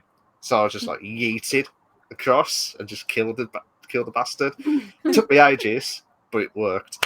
But it was epic. But I loved, as I said, I loved Zelda. I loved Mario Kart. I love Diddy Kong Racing, GoldenEye. I could talk for hours, days, weeks, but then I know you people would could. fed them. I know, too. but He does. He does. Me, my stories. So a few comments in the chat. Vanilla had said they said that PlayStation needs to re-release the demo disc they used to mail out. Said I would lose it. That'd be pretty awesome. And Vanilla said renting games, grabbing snacks all in one stop. Those were the days. Totally the days. Oh, yeah. That was so great. And also said Pierce Brosnan. Also agree with you on the Pierce Brosnan. Totally on that one. And Timothy Dalton as well. Vanilla took both sides on this one. Vanilla says Timothy Dalton or Pierce Brosnan because, we were saying that Pierce Brosnan, and then of course David said Timothy Dalton. So there you go. And then when they were talking about the nerds, what nerds you should eat. Do you have great nerds? David was asking if you had great nerds. I do. But instead of opening a new one, I just picked the great ones out of here. Okay, that works. It's already open. And Vanilla Diddy Kong Racing. Someone make that. Kong Racing. Sorry, my mistake. Oh, I'm glad you just no, absolutely not. Yeah, I nearly said Diddy Kong Racing. I thought, why has he said that twice? And I read it again. Thought, yeah, that's my mind filled in the blanks. My mind filled in the blanks. That's mad. That is, to be fair. I mean, looking forward to it. I think there'll be a few more iconic moments from all the games. That the PlayStation tiers. Yes, there's not going to be day one access like what Xbox are doing. So if you got a brand new game like Elden Ring, for example, if it was coming out, it wouldn't be straight to the PlayStation now. So you basically cannot get it. You have to buy the physical disc and stuff. Bloody hell, Vanilla. But yeah, mad scenes. Vanilla, why don't you ask him next time he pops into the chat? Mad. Have you got? I was going to say, have you got any other articles that you want to discuss, or anything that you've noticed from this week that you want to discuss about, whether it's gaming or anything in general, like retro type stuff or anything? There was something I saw. Maybe I'm finding him. How about you, Rose? Have you seen any articles or anything that you noticed? I haven't really read the news lately. What? No, I was looking up. Somebody made a motorized gaming bed. That's crazy. Really? Yeah. Motorized gaming bed lets you rest your gamer head. It's like the bed sets up into a chair, and you can just motorize it and go lay down and go to sleep right in front of your computer. That's craziness. If you could buy it for me, that'll be fantastic. Trans. I don't even know how much it is. Let me see. Actually, I think I've seen that one. Has it got the desk next to it? It's got a thing next to it, and a cup holder. Yeah, it's like that. Yeah, the picture has a little mini fridge, a really badass desk with 3 monitors. Oh my god! You pretty much only have to leave it to go to the bathroom. Low. The Bowit electric gaming bed and bed desk are made to work in tandem. Okay. What? Really? Is it Japanese? Is it Japanese? What is it? He reads Japanese. That's why I'm asking him. What is it? I'm trying to read what it. Who created it? It's a pretty cool setup, though. I mean, it's badass looking, but that's a little overkill. Damn. David says, hook up a toilet and refrigerator to that, and we're living in the future. Absolutely. Yes. Absolutely. Who needs to go outside? Ledge. Be like Wally, Wally, when they're all they never leave their chairs. So the angle they're taking here is that that the product may not be most comfortable as a bed or a chair, but not to write it off completely. Because someone who lives in an extremely small space, like a single bedroom or a studio apartment, it could be a decent way to fit both a bed and desk in a confined area. Really? I guess. I mean, that's not what it'd be used for. But But it would still be epic, though. Or useful for people with limited mobility. That's another thing that they could say. But, yeah, I mean, the concept is good. That one came from The Verge. I just hit gaming news. And that's the first thing I saw. You do know. A swing. It's a swing. Needs a swing? needs to swing. I'm curious how you mean that. I tell you what, Easy. I think. Silly. I think Rose is thinking, swing? What the hell? On a bed? On this? Oh no, I'm taking it the wrong way. That's where my mind Whoa, went too. yeah. Then you're right on par. Okay, there we go. We were on the right track. Because I'm looking at this thing, I'm wondering how I'm going to get my freak on. You got a point. I mean, it's single person. That's wow. That escalated quickly. To be fair, yeah. Anywho, welcome to my life, guys. Yeah, welcome to the podcast of unbelievable scenes as well. I know all about it. This article I've just found from the comicbook.com. Mm-hmm. Super Smash Brothers. Do you remember that? Do you remember Super Smash Brothers? Apparently, the news. We'll go back to that in a minute, just for you, Toad. And that is why he is legendary. That's exactly why, because of comments like that, out of nowhere. Out of nowhere. And Vanilla's all about it. Absolutely. We'll go back to know about your two brides. Don't even get there. No. Let's not go there. We still have term of service to worry about. Yeah. Rosalie's thinking, shit. What's that one went over my head. Yeah, like, right over my head. I don't know. It's a reference to when we all used to play Grand Theft Auto Racing. Mm-hmm. She likes riding up in the tubes on the obstacle course. Yeah. He brought it back, Malk. He was talking about the tube rides.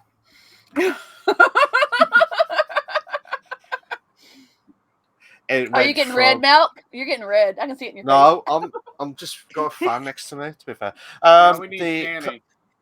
Now we do need Channy here, yeah.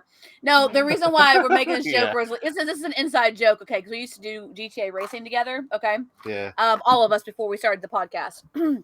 And like one of my favorite parts of like the player built races are the tubes that you go through. I had some really cool tubes. I was like, oh my god, I love the tube rides. And I would pick like races on my custom playlist, and I'm like, oh, and then like a lot of them would have like tubes in it because I like the way that they work because it has some really cool effects you could do with them. So they started teasing me about liking tube rides. And you can only imagine where they took that and how far it went. So that's where that joke comes from, okay? Well, if you hadn't paired it with a comment about how much you love going up and down on the tube rides, it would have gotten so bad. Wow. Let's try. He's right, though. I think I didn't think about it when I said it. Okay, that was my fault. I did not think about it when I said it. That's not where my mind went. Yeah, in speech marks. I knew you'd like that with Vanilla. Yeah, speech marks. Floyd was right. Yeah, and you mentioned about something else the other week, and you thought, "Oh, I didn't mean it out of context." Like out of context. Yeah, I will say it. You know that, don't you? I will say it in a minute. Say it. Just say it. Just do it. You can't talk about it and then not say it. Well, big fudge as well. Is that what he was going to say? The fudge. He's talking about big fudge. Big fudge. Where that came from. What we were talking about when we said that, because they were actually talking about fudge, like the actual like snack fudge. Yeah, and like my mind for like a split second, Rosalika, on air went to a very dirty place. And then I came right back. I was good. I laughed really hard, really quick for a second, and that was done. And now I will never live it down. And that is why Daddy Senpai calls me Big Fudge. Because he was here for that. He was part of that conversation. Yeah. And that we was trying to think what the hell was going on. We just thought that we just had to double check. Yeah. We were all shocked. Yeah, absolutely. Okay, Vanilla, only at times. There's moments where my mind just goes speech marks. And comes right back. Yeah. And it comes back. Speech marks itself. I was just quickly mentioning about the next Super Smash Brothers game may not be very far away, apparently, from comicbook.com. There's no word that the next Super Smash. I mean, it says Super Mash. I meant to say Super Smash Brothers. Delicious. Yeah, Super Mash Brothers. Mash those brothers. Yeah, it looks increasingly possible that the next installment in the award-winning and best-selling platform fighter series is not very far away, apparently. The new tease in context. A new tease from Mashiro Sakurai, the creative director and general godfather of the series, seems to shed light on the release of the next game, and assuming his next game is the next Super I can nearly say Super Mash Brothers. I'm going to call that Super Mash Brothers game. There you go. Then Super Mash Brothers fans aren't far away than reliving the hype circle all over again.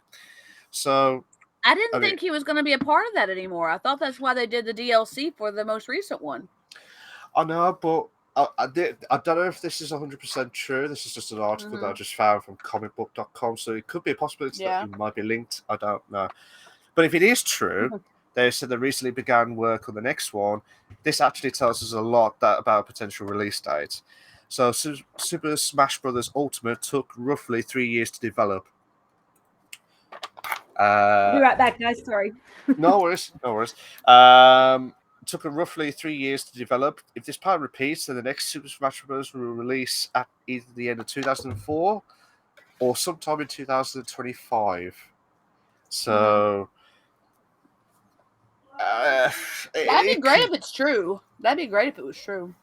It would be. I just thought that he was stepping away from that franchise. That's why he had done the way he did the DLC. Yeah, I think there was more to it. Obviously, I'll mention it next time. But like I said, that it was mentioned about it was going to try. It seems to shed light of it anyway. So it could be that recently Sakurai took home the most valuable creator award at the at Famitsu's Awards this year. While accepting the award, Sakurai provided a brief speech that confirmed he's begun working on his next game. A change from his updates in 2021. Of course, Sakurai doesn't divulge what this project is, but does stress that it has been hard work so far. Sakurai is primarily known for Super Smash Bros., so it's hard to imagine this not being the next installment in the series. Minus a brief detour. That's what he wants. Yeah, I mean, it's just minus a brief detour in 2012 with Kid Icarus Uprising. It's the only series he's worked on since 2005, and there's no way Nintendo wants him to stop.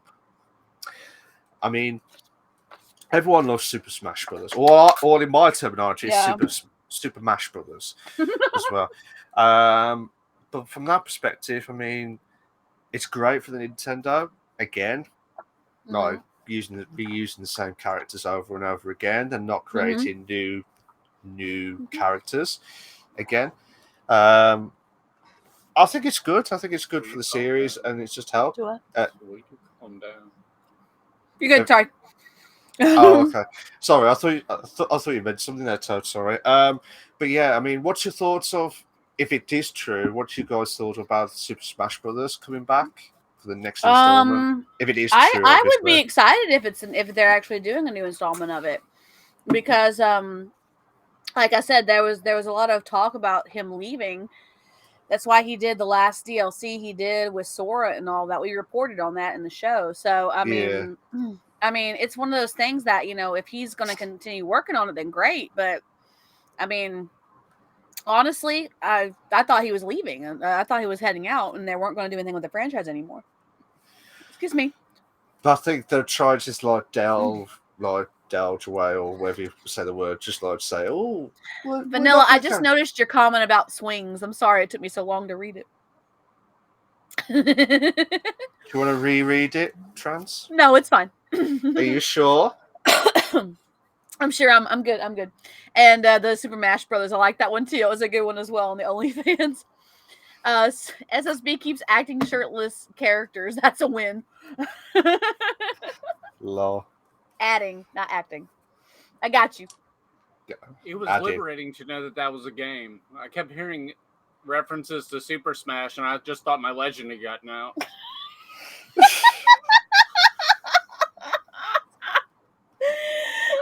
Rosalia comes back just busting her ass laughing. Wrestling is thinking, what the hell's going on here? I missed. You missed a comment from the boyfriend. Yeah. Toad, would you like to repeat that, Toad? Please. Not in front of a lady. Oh, he will say it in front of me, but he won't say it in front of you. Well, I know what you're. So I'm gonna have to go back and watch the VOD. Is that what you're saying? You're gonna have to. You're gonna have to. Unfortunately, put a marker on the stream and be like, this point. It will be at 1.25. Yeah. That's 1 hour 25. It might have. They might have creator awards. You don't know, Vanilla. They might. OnlyFans might. It's a good question. Mad, to be fair. But yeah, I mean, have you got any other articles or any other discussions that you guys want to talk about? I saw one while you were talking about Super Smash Brothers. I saw one. It was about a picture from Red Dead Redemption 2 winning the Virtual Photographer Award. And it is a beautiful picture. Really, it is. It's absolutely gorgeous. Like, it's got like a beautiful sunset in the back, and then it's got the character in the front on the horse and everything, and it is pretty epic, just in general. Have you done much on Red Dead before, it is Rose? I have not. Rose. Yeah, sorry. No. It's all right. Sorry, a little bit, but not a lot. I wouldn't say a lot. I've just played a little bit of Red Dead. That's cool. But yeah, it's like the image. Sorry, Trans. I didn't mean to get your vibe. That's okay. Let's see if this helps. It was during London Games Festival. A Red Dead Redemption 2 screenshot won a competition promoting the art of virtual photography. And it's a really beautiful shot. Like, it's got the cliffs, like the canyon in the background, and you got like the sun, the ambiance on it, and then you got the character on the horse. It's a really nice shot. Like, it's very well done. Yeah, it's very pretty. I would 100% put that on my computer, even if I don't play RDR2. Dang, where's Luke when we need him? Yeah, absolutely. I'm just trying to think what else. I mean, Red Dead Redemption Cowboys say no more. Good point. So I was just looking this one's got a bunch of cowboy hats, so. Yeah. What was that? Sorry, Rose? Did you say I was just looking up the picture. That is a good picture. It's pretty, isn't it beautiful? Oh my god, it's gorgeous. Like, it's a beautiful, beautiful shot. Yeah, meanwhile, all my screenshots are like just selfie of my characters. Like, me too. Except for some. I mean, I have a really good picture of Xander and Olivia from their wedding day. It's a silhouette. Our characters are standing in the front on a hill. It's going up like this, and then in the background there's like a sun setting, and both of the characters are looking towards the sunset. And I thought that's a beautiful shot, so I just took it real quick, and it's actually the background of Olivia's phone now. That's so cool. Yep. It's a beautiful shot. It came out really nice. What's the saying? Save a horse, ride a cowboy. That's very true. That is the saying. That is the saying, 100%. There's a song out of it. What else? I mean, from all that perspective, I'm trying to think if there was any other articles or any other discussions that we can talk about, because obviously we talked about the PlayStation, then we talked about all the other stuff going on as well. I mean, it's mad. Well, our discussions usually last about 30, 40 minutes, and we've been on about that long for the discussion for the different articles we were talking about. Oh, no. But he's worried that my answers to the questions for the interview are going to be like super short and like you'll run out of time. Like, oh my God, we've still got 2 hours to fill. Well, we still have the shortest episode ever we've got to make. So there you go. We got the longest now. We need the shortest. I'm okay with this. We had the longest episode last week, which was like over 4 hours, 14 minutes. Didn't you have to like shoot off straight after Trans? For him. Yeah, for him. Mad. What time is it there in the US? I'm curious. I know what time it is for you. You said 9 p.m. in the UK. When we start, it's 3 p.m. when we start, and it's 4:36 p.m. right now for us. Yeah, cool. It's 10:36 in the UK PM time for us. So. 7:36 a.m. in Australia for those playing at home. Tomorrow. It's already Sunday. Yeah, Sunday. Sunday morning. Can you imagine if we asked her for like time travel to find out what's going to happen next in the next few hours? so we can predict the results. I do this all the time. I'm like, look, the weather's pretty good. We're off to a good start. I know. We should just turn this into a forecast. It's great. 2:30 p.m. Pacific, 5:30 Eastern. Yep, that's exactly right. We're an hour behind Eastern because we're Central Time, and Pacific is 2 hours behind us. So it's probably like some other. The U.S. has like 4 time zones in it. It's really weird. Yeah, we've got a bunch of time zones. One of them's off by like half an hour. I'm like, why half an hour? Like, the continental U.S. Oh, continental U.S. Yes, that's true. Yeah. Why don't you have the UK version where there's only one time zone, which is the that GMT? Would be nice. But we're a little bit bigger than you guys. Just a little tad. Just a little. Yeah. But yeah, I mean, it's mad to be fair. So, I mean, that's the time difference. I mean, trying to get through as quickly as possible with this. But yeah, I mean, I've got the holiday ahead of me. I mean, it's you time zones, to go to bed. Time zones do make it hard to simp. You're 100% vanilla. I'm with you on that. Absolutely. Yeah, definitely. If we haven't got any more articles or anything that we can discuss, we're going to go straight to segment 3, which is the interview with the streamer. David says, I blame the big clock industry for these time zone shenanigans. Absolutely. Absolutely. Big clock. Yeah. Just one. That's it. Just make it day one half of the Earth and a night on the other half. That's all we need. Just the same time, just day or night. That's it. Wow. In the U.S., it could be noon. This is true. And the sun be going down. Yeah. that will be weird, but also kind of. You ever think about how we only have like these time zone ideals because somebody came up with the idea, oh, let's keep track of time for everything that we do throughout the course of a day? But see, you think about it, if somebody decided that, you know, it's 2:00 in the morning everywhere around the world at the same time, we'd just be used to that. Like, we would just be like, well, that's just how the time is. You know, my 2 a.m. is daylight while yours is, you know, dark. But it's 2 a.m. everywhere. Like, it's the same day. But it's just because this is how it was done. They did it based on, you know, the sun and where you are, you know, globally at the time. So now we have these time zones. But that would ruin a lot of cowboy movies because everybody meets at high noon. That's true. Well, if it's high noon all across the world, it could be high noon anywhere. It doesn't matter. Exactly. High noon, I mean, the moon is off to the side somewhere. No, we don't need the sun. Yeah, high noon. Noon at the top. That's high noon. Forget high noon as normal. It's just high noon, but in dark mode. Absolutely. It'd be mad. High noon is like right where the sun's at zenith as well as right where the moon's at zenith at the same time, all across the world. Why do you call it noon? I don't know. That somebody came up with a name. Yeah. it's like a palindrome. What was that? Sorry, Tad. What was that? Sorry, Tad? Because noon's a palindrome. It's the same going forwards or backwards, like vanilla. So nice. It's an equal distance to night or day.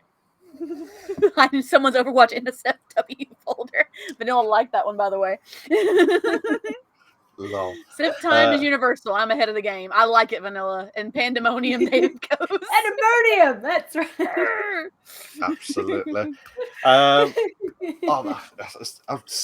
It's just going to be that debate now. It's just like saying, is it going to be like high noon, other stuff? Everything is what we call it because somebody decided to call it that at some point in history.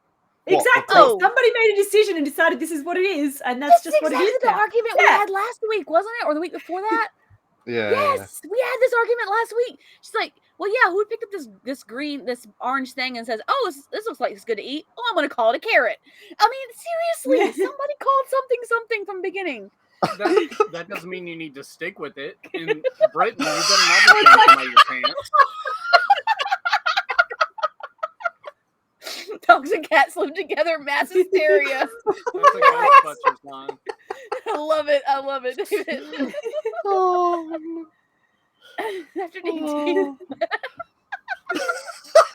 Wow, Vanilla. Oh. Do you have an answer to that one, Milk? Yeah, I have an answer to that one. Tea is all time. Morning tea, afternoon tea, late tea. It's like you gotta have teas, dinner tea all day. Because I drink so much tea that it's tea all day. Sorry, Malk, I interrupted. I took over your question. No. Rose, Ledge, you carry on with this argument of morning tea. Forget high noon tea. You got like morning tea, lunch tea, afternoon tea. Wherever. High tea as well, if you want to add champagne to it. Wow. When people say high tea. That's according to the hobbitses. Yeah. I love it, Vanilla. It must be nice not to have anything to do. Oh, wow. Wow. That's David why says tea's a British tradition. Scots were busy working. And hiding knives under their kilts? Yeah. Yeah, because that's the only thing we got under there.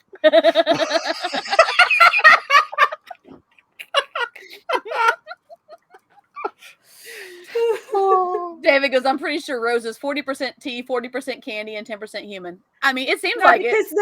I was going to say, where's the vodka? Where's the wine? See, there can't be 10% human because there's got to be 10% alcohol. That was something.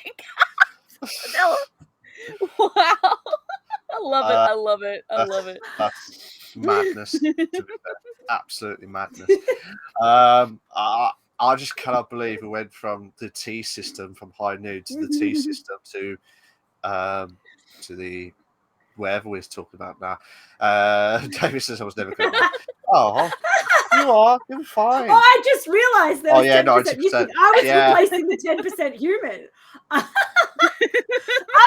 missed it too. I was. You know what?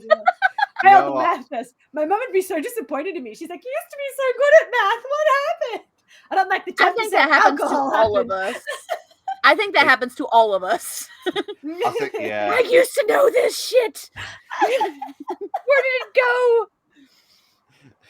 90%. That's probably where the 10% is the vodka. There you go. The last 10%. Yeah, there you go. We just filled it in. That's why it kept it quiet. Because you didn't want to call me out. Yeah, absolutely. Iced tea is the only tea that matters. The colder, the better. You mean like a long iced tea or just like a normal iced tea? Vanilla. But the iced tea. I could go for a long iced tea this morning, even though it has no tea in it. So you would go for an iced tea then a hot tea? No, iced tea. I said I could go for a Long Island iced tea. Like, okay. Even though it has no tea. Okay. I misheard that. Sorry. Basically, no, I prefer, I'll drink iced tea like with lunch, but I prefer hot tea during the day. Hot tea. How about you, Trans Toad? Do you prefer tea? That type? We're in the South, man. It's sweet tea all day. Just saying. I mean, if you're not chewing it, you didn't do it right. I mean, that's how the South is. Like, no, he's not even lying. Like, our sweet tea is like. Oh yeah, I've seen you guys make it with like powder or something. No, we use the tea bags. Well, I was always taught to do it was like sunbrewed tea. I don't know. I watched this woman and she made it with powder, and I was like, "What is this?" Yeah, there's instant teas that you could do from kind of like a country time thing. But if you make regular tea, like you make like brewed tea, you make it brewed tea from the packets, and then you pour it into the thing, and then you pour about a pound of sugar in it, give or take, something like that. A pound of sugar. It's an over exaggeration. If it's not an arm workout to stir it, you didn't put enough sugar in. In the South, our tea hurts your teeth. He's not. I mean, it's an exaggeration to a point, but it's still true. So if you've never had Southern sweet tea, it's an experience. I'm just saying. So basically, we have to go to the US and try out broken. I don't know. I'm terrified after watching that video of that woman who made hot tea or British tea. Have you seen that? And she starts by microwaving the water, And I'm just like, the whole video is very triggering for somebody who enjoys proper tea. David's like, oh yeah, so then Then sweet she tea is gets the definitely sugar a and thing. she just like David pouring the understands. sugar in like this. David gets Yeah. it. David knows. It's a thing. It's a thing here. It's a big thing. He literally does everything wrong. Like When you say you want tea, here in the South, when you go to a restaurant or whatever and you order tea, expect to get sweet tea. You're going to get sweet tea because you had to specify that you want unsweet tea here. Now, I heard that in the North, it's the opposite. It's unsweet tea, and then you have to specify you want sweet tea. But in the South, definitely you're going to get sweet tea if you just say you want a thing of tea. So it's confusing as hell. Like, can I have some tea? And then you're in the Ooh, north, yeah. you're like, oh, can I have unsweetened tea? And you're like, but I'm in the south. Yeah, you can have sweetened tea. And then you're like drinking that. This is sweet. That's it. It's like candy. It's like candy in a cup. I'm not kidding. It really is. It's really good, but it is. It's not healthy, not by any respect, but it's good. I mean, when you think about it, it's like I heard people like to put not tea, but you like warm up coffee and stuff if it's cold and stuff. If it's cold coffee, you can just warm it up in the microwave. That's fair enough. But tea? Can't do the tea. No. No, I don't do the instant. I was never taught. I was never taught to do instant tea out the canister. I was never taught to do that. I was taught how to brew tea and then add the sugar and then stir it. But like I said, even when you do it that way, it's almost like candy in a cup. It really is. You should taste our Kool-Aid. His Kool-Aid particularly. He puts more sugar in his Kool-Aid than I do. I bet it's like 100 grams of sugar, or maybe probably a couple of pounds of sugar.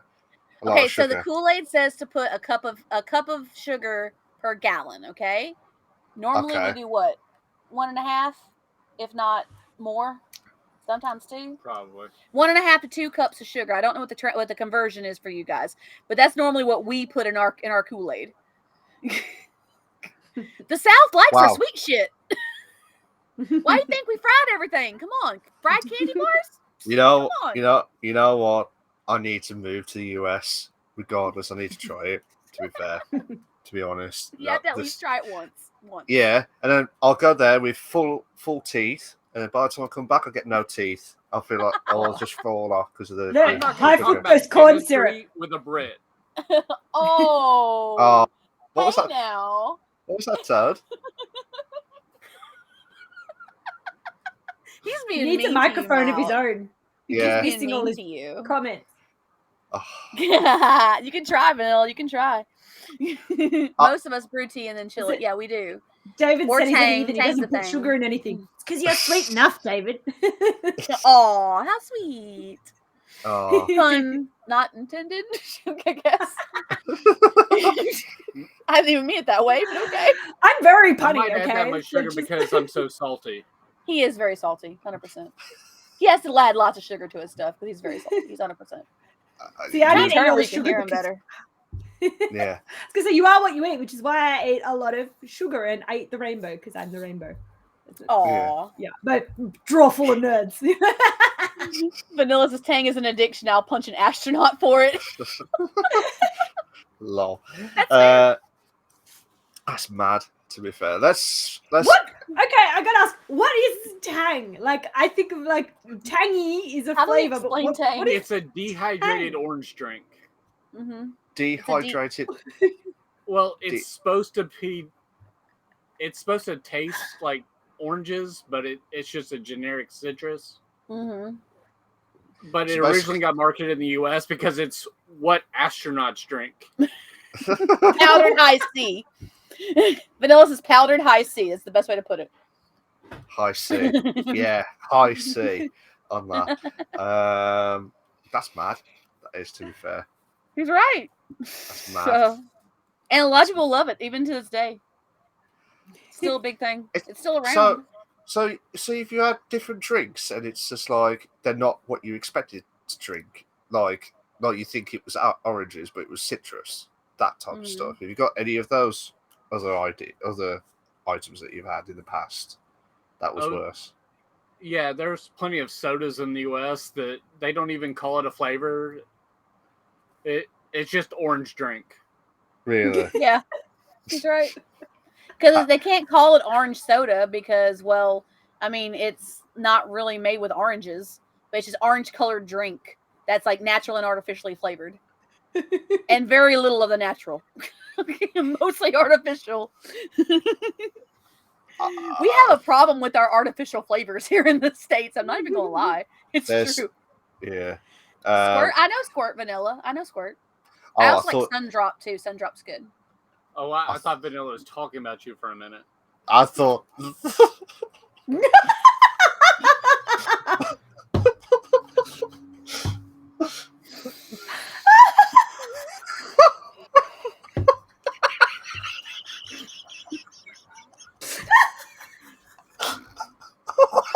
And you have now broke the stream.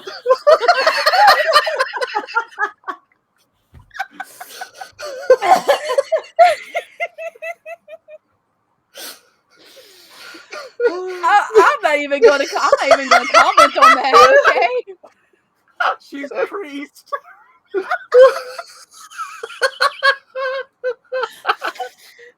And Malk is broken. Malk is fully broken. My work here is done.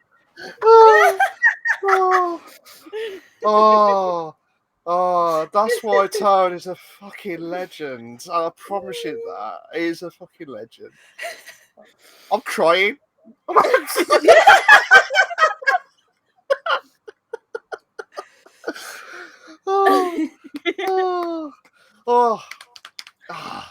Wow.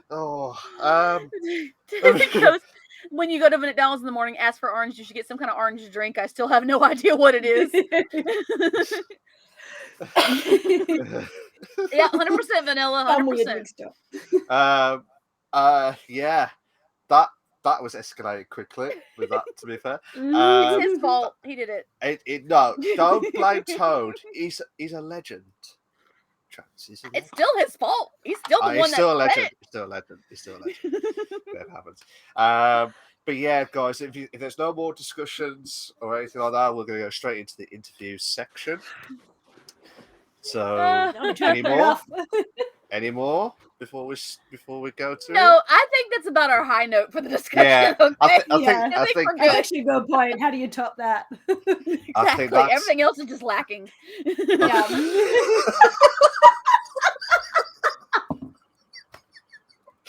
The hell?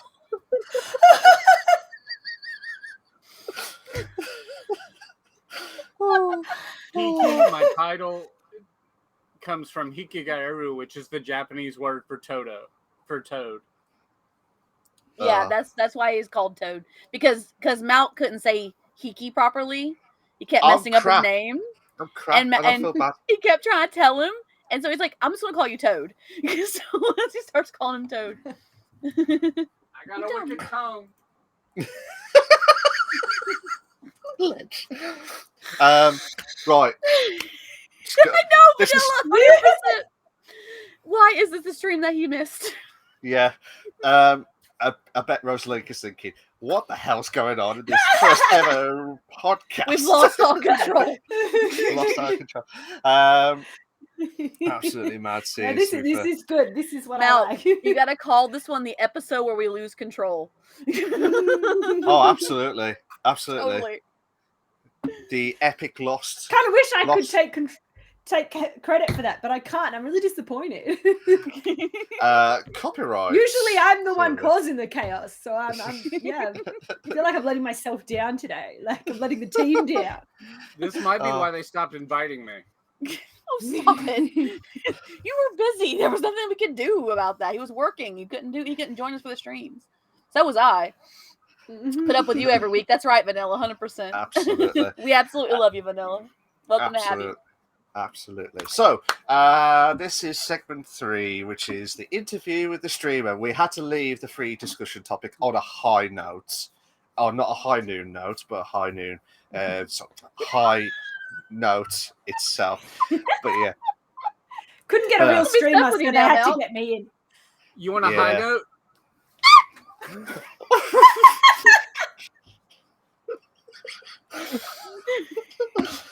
Good luck, I didn't spill my drink. I'm not even going to say anymore before it gets worse. So this is the interview with the streamer itself, and before it gets out of hand itself. Sorry, my mind is somewhere else now. Yeah, that's fine. We got the interview with the streamer itself. Basically, I'm going to say it because I've put it off. I've been laughing too much in my own head because you nearly split your drink. You nearly got squirt all wet, and now I'm. I'm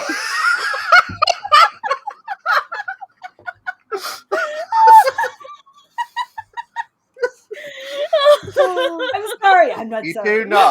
You do know. Sorry, not sorry. You do know when I'm asking these questions, please don't say those answers in each of these questions I'm about to say. So basically, we found those references. So basically, we're asking Rosalina 8 questions, and these questions are related to the streamer related questions. And it's basically like if there's a question of what was her favorite game, or how long she's been streaming for, what's her goals, or something like that, etc. type of stuff. These questions also will send us in reference. These are not personal related questions.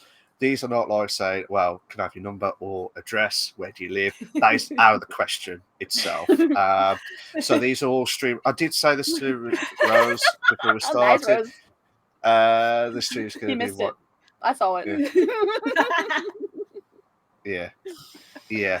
Absolutely right, Vanilla. Absolutely right. But yeah, so we're going to go straight into the questions. Are you ready, Rose? Are you ready for the question? No, I really think this should be kept on the record, Vanilla. I don't think the stream should be wiped from existence when we become famous. I don't. I think it should stay. It needs to exist. This needs to be in the world. Absolutely. Absolutely. So the first question out of 8 is, what got you into streaming? So I know everyone I've heard a lot of people answer this question, and they all sort of seem to come to the same thing, either, they're really passionate about games, or they really want to, share with the community, or they, they've always wanted to do it. That's a weird one for me because I'm so old. Streaming wasn't a thing when I was little, so I can't say I always wanted to do it. But it's funny because mine's actually a bit weird. When I tell people, they're like, I started because I was told to. Oh, really? Nice. Oh, so. Sorry, yeah, carry on. I did a raid in World of Warcraft, and a dungeon. I had a lot of fun. I was, vibing with my friends. I was having a great time. And it was over. I went running out to my husband. I was jumping up and down. I'm like, oh my God, we just did this dungeon. It was really awesome. I got all this cool stuff. And this funny thing happened. And this other funny thing happened. He's like, why aren't you streaming this? And I'm like, And he's like, you should be streaming this. He's like, you should be streaming your gameplay. Like, you obviously have a lot of fun, you and your friends, and you've got all that banter, and, you have a good time. And he's like, you should share that with people. You should stream it. And I was like, no. Anyway, and then I was running another dungeon with some other friends, and they were talking about how they actually make videos, and they're on YouTube, and I watch the videos, and they're really good. I'm like, oh, I'd love to, participate with you guys one time. And they're like, you should do your own.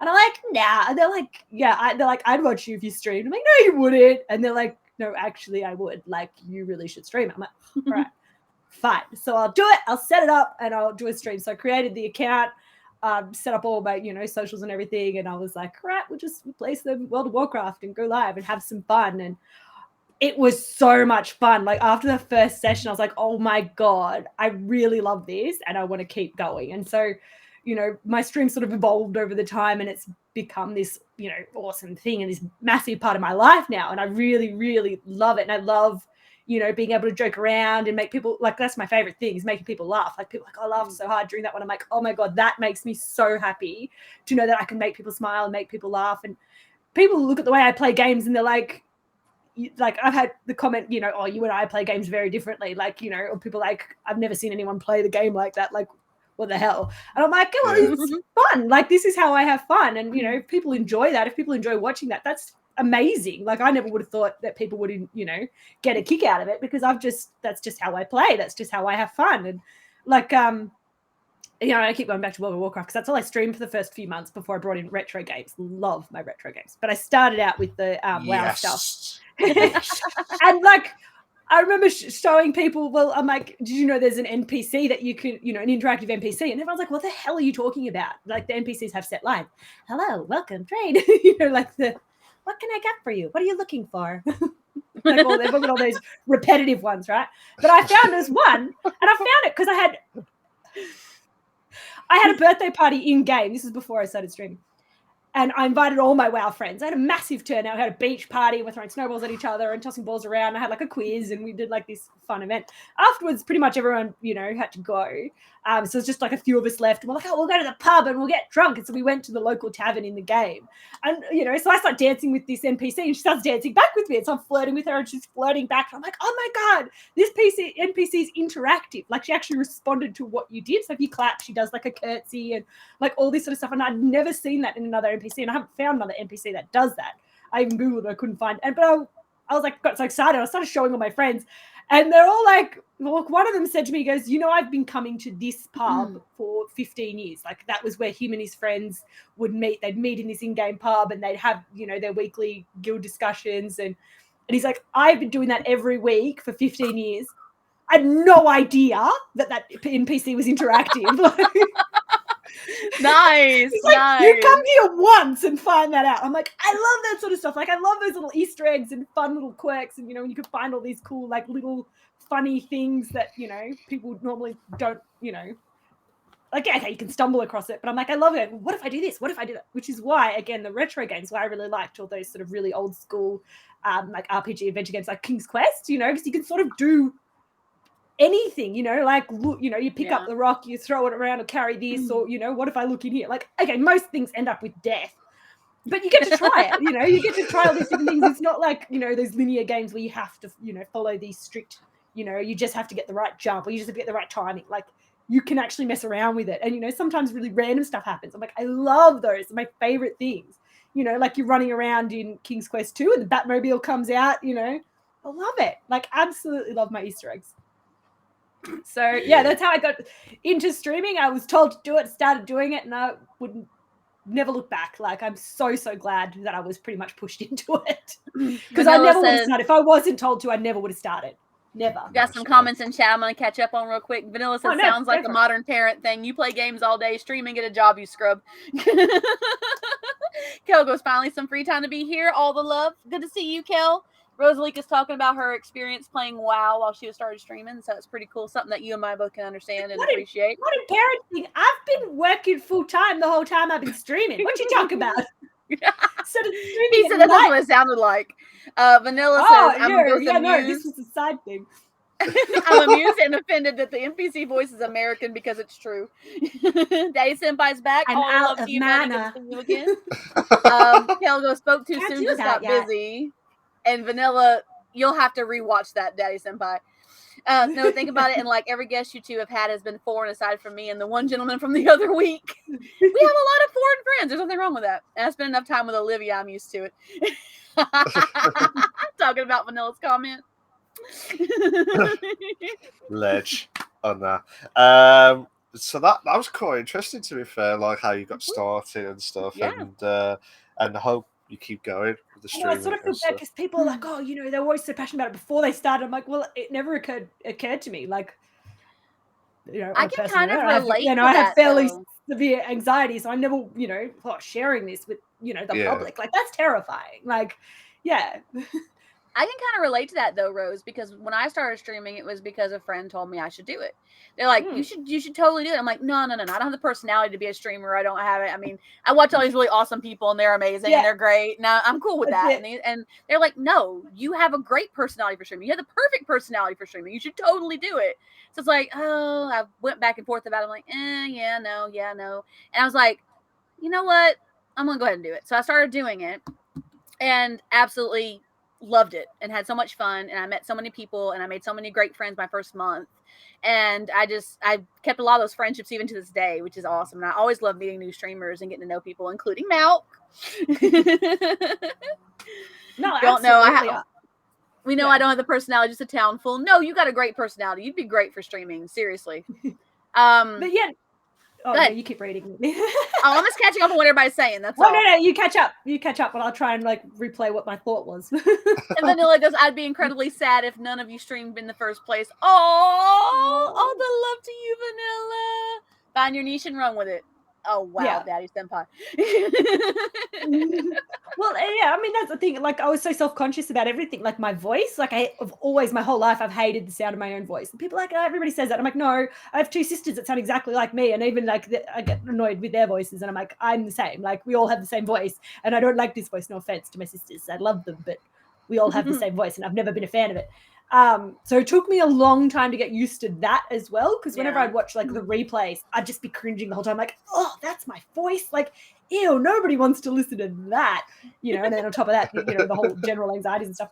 But now I watch it and I'm like, yeah, that's all right, like, there's nothing wrong with my voice. But I'm like, it took a long time to get over that. Like, that was a big setback. And then to be, because during my streams I try and talk the whole time, which is why, you know, I keep just talking about nothing. Yeah. Because I'm, you know, I get in that habit of like, I've trained myself to, okay, I'm on stream, I just got to keep talking. So, you know, I sort of had to, the hurdle that I had to get over was get used to hearing the sound of my own voice, because it's not something that comes naturally to me. But yeah. Fair enough. Daddy Senpai can relate to you. He says when he heard his voice for the recordings of the show, he wanted to vomit. Yes. No, it was exactly that. I was like, oh God. And like, I remember being like, I'm never doing this. I can't let anyone hear me again. And all my friends are like, oh, I love your accent. It's so fun. I'm like, but I sound so gross. Like, my accent is terrible. It is weird, Vanilla. You're right. Hearing yourself and watching yourself is kind of crazy. But I do it anyway, you know. They have bills for that. I know. I need to find some. Nice one. So the second question is, what game made the biggest impact on you when you were younger?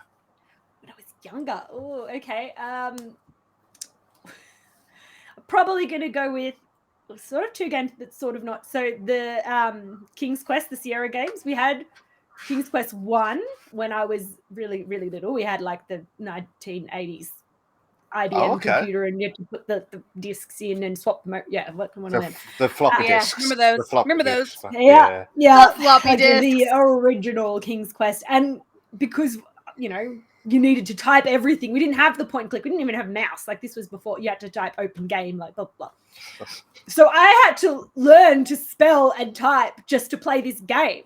So it had a huge impact on me developmentally, because I was like, I need to, you know, if I want to pick up the carrot and give it to the goat, I need to write pick up carrot. And like, oh, do I spell, Mom, how do you spell carrot? How do you spell goat? You know, and like, it actually taught me how to spell a lot of words. And I'm like,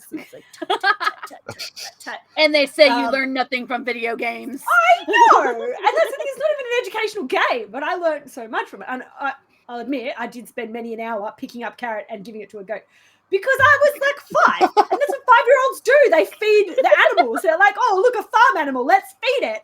And like, literally, I just keep going, picking up a carrot, feeding it to the goat. I had no idea that you're supposed to show the carrot to the goat to get it to follow you. I still don't know why you needed to do that, because when I finished it as an adult, I played it again for one of my streams. I didn't end up getting the goat to follow me anywhere, and I still finished the game. So I have no idea what purpose it serves. But apparently you're supposed to show the carrot to the goat so it follows you for something. But yeah, I just spent hours just like feeding the goat. So then the other one, when I was a little bit older but still a kid, my dad got me a King's Quest 7. He bought it because it's like, oh, King's Quest, and it's got girls on it. She'll love that. And I fucking did. I loved it. And because it was like the first time they made it a bit more cartoony, it was like a little Disney cartoon, and it starts with this like little song intro, and like, you know, she's like, I want to go to a land beyond dreams, just singing this whole thing, and she falls through. It's really adorable. And you get to play as Princess Rosella or Queen Valenice. And so I was really excited, because here's this game where you get to play as 2 girls, you know, and most of my games that I'd had to play, you know, got to play were all, you're a boy, you're a boy, you're a boy. Maybe you get to pick to be a girl, you know, and yeah, okay, there's a couple of games out there like Tomb Raider, but they're very much the minority. So, you know, for this one where you get 2 girls, no boys, I was like, oh my God, this is wild.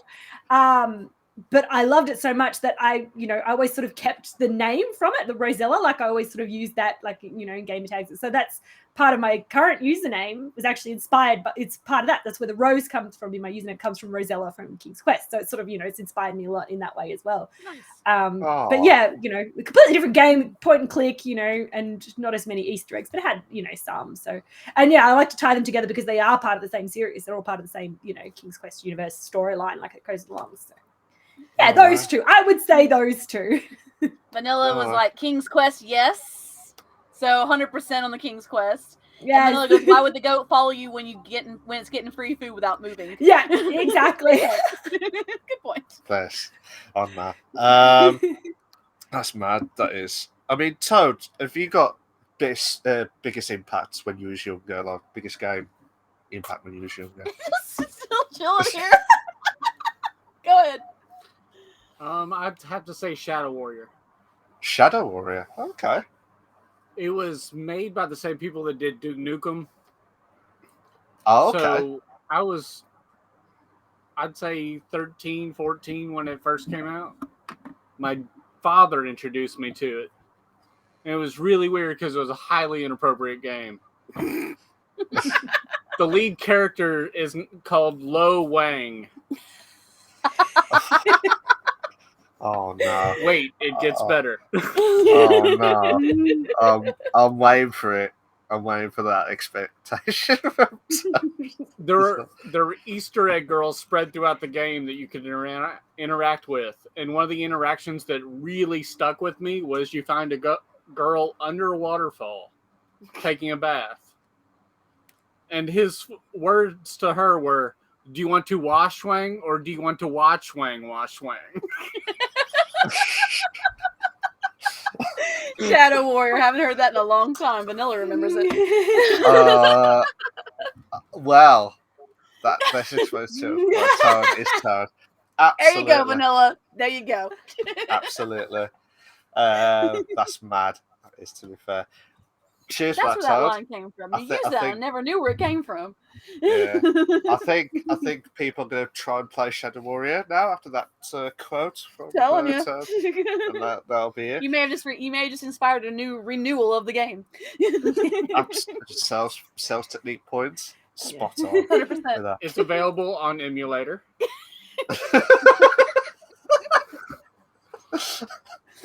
I have it on my computer. I am speechless. I don't know what to say now. Yeah. So the next question before. Next question is to Rose. You might like this one. What's the best memory that you ever had while streaming, and not so best memory? Oh, that's streaming. A tough one. That's a really tough one. Because I have so many, like pretty much all my streams. Okay, I'll tell you what. To make it, but I can tell you the not best one. Okay. Well, there's been a few of those, but with a lot of technical difficulties and this, that, the other. Your go-to. I think there was, yeah. But now I'm trying to remember which one it was. I think it was one of the ones where I was Fallout. It was I was playing Fallout and the stream cut out multiple times. Like it disconnected and I had to reconnect it manually. And then by the end I was like just about in tears. So I ended it and I started crying and saying to my husband, it was the worst stream ever. Nobody's ever going to come back to my stream again. It was so bad. I hadn't actually stopped streaming. I just stopped playing the game. So there's 10-minute me whinging about how I'm so bad at streaming and bad at the game and I should just give it up and I'm awful. Like it was awful. Like it was so bad. And I was just holy shit. And it wasn't until I went back to, watch the replay to see, because somebody's like, oh, he's like, maybe it's not that bad. Go back and have a look. And then I saw the 10 minutes. I was like, holy shit. I pulled it down straight away and I was so embarrassed. I was like, oh my God, how many people came into that? And it was just fucked. I was just like, oh my God. So that's probably the worst, I think. I think for all of our to make it easier for all of us, the technical faults has always been the worst ones ever. They're always and we do. The amount of times I've the amount of times I've not have been muted, or I've had the people I'm talking to muted, or this camera's just not working, or the whole thing's frozen. I just didn't notice. Yeah, this is what's annoying. It was like when you do like a normal stream, and you'd be like, and then no one's saying anything on the stream. You're thinking you're just a lurker or just a normal person just walking, passing by onto the stream, and you're walking into the stream. I like it. Yeah, you know what I mean. Not I know what you mean. Walking. Thank you. Absolutely. But yeah, it was I was just going to say yeah. No, that's why whenever I'm in someone's stream and I can see them talking, I can't hear straight away. I said your sound's not working. Like, I tell my community to tell me too. I was like, I can't hear myself, guys. You guys gotta tell me. So I can't hear you. I can't hear myself. You guys gotta tell me. Randoms, I'll be in there and I'll be like, are you muted? Like, does you sound okay? Like, and some people are like, oh my god, thank you so much. A couple of people just ignored me, and I'm like, all right, well, I'm just gonna go because I don't want to just not hear you and just watch you play this game. Like, sorry. Yeah. Vanilla says that's like a crate worth of Tim Tams for healing. Absolutely. Lurkers and normies, according to Mount, cancelled. Well, that's true. Especially, absolutely. A man walks into a stream. Insert pun here. I like it. Yes. Can you put that as copyright Retro Wolf Live in your stream next time? That'll be fantastic with that. But yeah, what was your? Okay, so that was the best. Sorry, that was the worst part of the memories itself. Yeah. But I was just about to say before you mentioned about the worst. If you can't pick one, I'll give you 3. Top 3. Will that be easier? Is that easier? Yeah. Look, I mean, I could probably just give credit to my birthday stream though. Like, it was a lot of fun. So we'll just go with it. We'll keep it the one because it was my first 12-hour stream. So it was, a big thing on that end. And I was telling you guys about how I had the in-game birthday party in WoW. I did that again. So I did like an in-game WoW birthday and I invited all my friends. So I had a lot of I always love doing those. Those are great. Those are so much fun. Yes. And it was also very terrifying because it was my first time with the face cam on. So I was like, face reveal, because by that point I think I'd been streaming about 9 months. And I'd never had a camera on. I think I'd had like a puppy cam at one point, like a couple of weeks before, just to test it out. But nobody knew what I looked like up until that point in time, so it was very scary. But everyone was so nice and so lovely, and everyone was coming in saying happy birthday, and so many people came to sort of pop in, and people. We had a hype train in the first few minutes as well, which was my first ever hype train. I reached level 5, nice. like I think pretty much the only train I've ever had. But it was just so much fun, like it was so exciting, and then I'd like to hit level 5 on my first one was just wild because cool. I see all these people and they're like, hype train, level 1, 2, and I'm like, that's so cool. And then mine was like, what just happened? And I didn't know what to do. I'd never seen a hype train. Like I was like, what do I do? Like, and I was just like, I'll just keep talking and just keep being awkward, and it just kept going and ticking over, and it's like level 2, level 3, and I'm like, what am I doing? Nice. I mean, I wouldn't do it again because by the end of it, my back was absolutely killing me. Like, I cannot sit in a chair for 12 hours.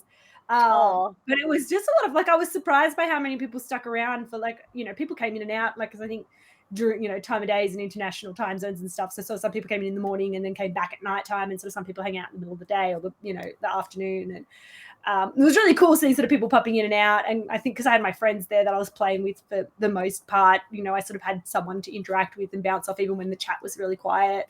Nice. So yeah, that was really, really fun, really exciting. And because it was my birthday, my husband bought me like a little t-shirt with like my logo on it. So I wore that as well. So that was really cute. No, honestly, Vanilla, I can relate because I'm the same way. I can't sit in a chair for that extended period of time. That's why I don't do long streams. That's why I think my longest stream is like 5 hours. I think I did a 6-hour one once, but I took like 2 breaks in it. So I can completely relate to that. No, absolutely. I think my longest since then was it was 5 hours, and I took I can't do it. That was my one regret. People are like, next is 24 hours, and I'm like, no, I struggled with 12. That was too much. And I was sore for 2 days afterwards. I couldn't function. I have BRB screens for a reason. I'm just lying on the floor with a hair pack on my back. Don't mind me. Exactly. it's just that's where that bed's going to kick in now, where you can't just move. You've got the PC, you can just lay down and just play on the games itself. You can just do 12 hours, just don't have to move. That would be epic. I remembered I did last night was sleeping on stream, and I was like just there in the bed, and they've just got the camera. I'm like, I could do that. Okay. Yeah, that's top notch. Yeah, so I recently did, not with my Retro Wolf Live account, I did it in my main account. I did a 12-hour stream for dementia, like a charity thing for dementia. Yeah. And I was racing. I did a 12-hour race on like by myself on offline with a steering wheel and all this stuff. And I was sitting like on the bed, like normal. And imagine doing that for 12 hours. I did have a couple of breaks in between, but imagine 12 hours driving around a circuit and your legs are just gone. Yeah. Afterwards. Yeah. And then by the time you stand up, you're like, oh, it's just like drunk mode. Yeah. Your legs are falling asleep by that point. You're falling everywhere. Hit your head hit your head, fall asleep. That's why they say every 2 hours, stop, revive, survive. You don't revive. Stop, revive, survive. Revive. We've got to survive on this as well. Yeah. Vanilla is a sitting I could do, but the streaming would be insane. Yeah. A 12-hour stream is a long stream. It's a long stream. And absolutely. And Dave says virtual driving just as exhausting as in real life driving. Absolutely. It can be, yeah. If you watch the stream back afterwards, you'll be thinking, I'm a nutter. Absolute nutter itself. I mean, don't get me wrong. I love how, like for you, Rose, and for you, Trans, when you do the streams, like the long streams that you can do, it just brings so much joy to your community as well, and brings so much excitement in, and you just never know what's going to happen next. You think, I mean, when I did my 1 year, like earlier this year, I mean, that was my second ever hype train. I never got to level 5. I would like to be there one day, but I got to level 3, I think it was. But the hype train, it's just like you're doing something right for a change.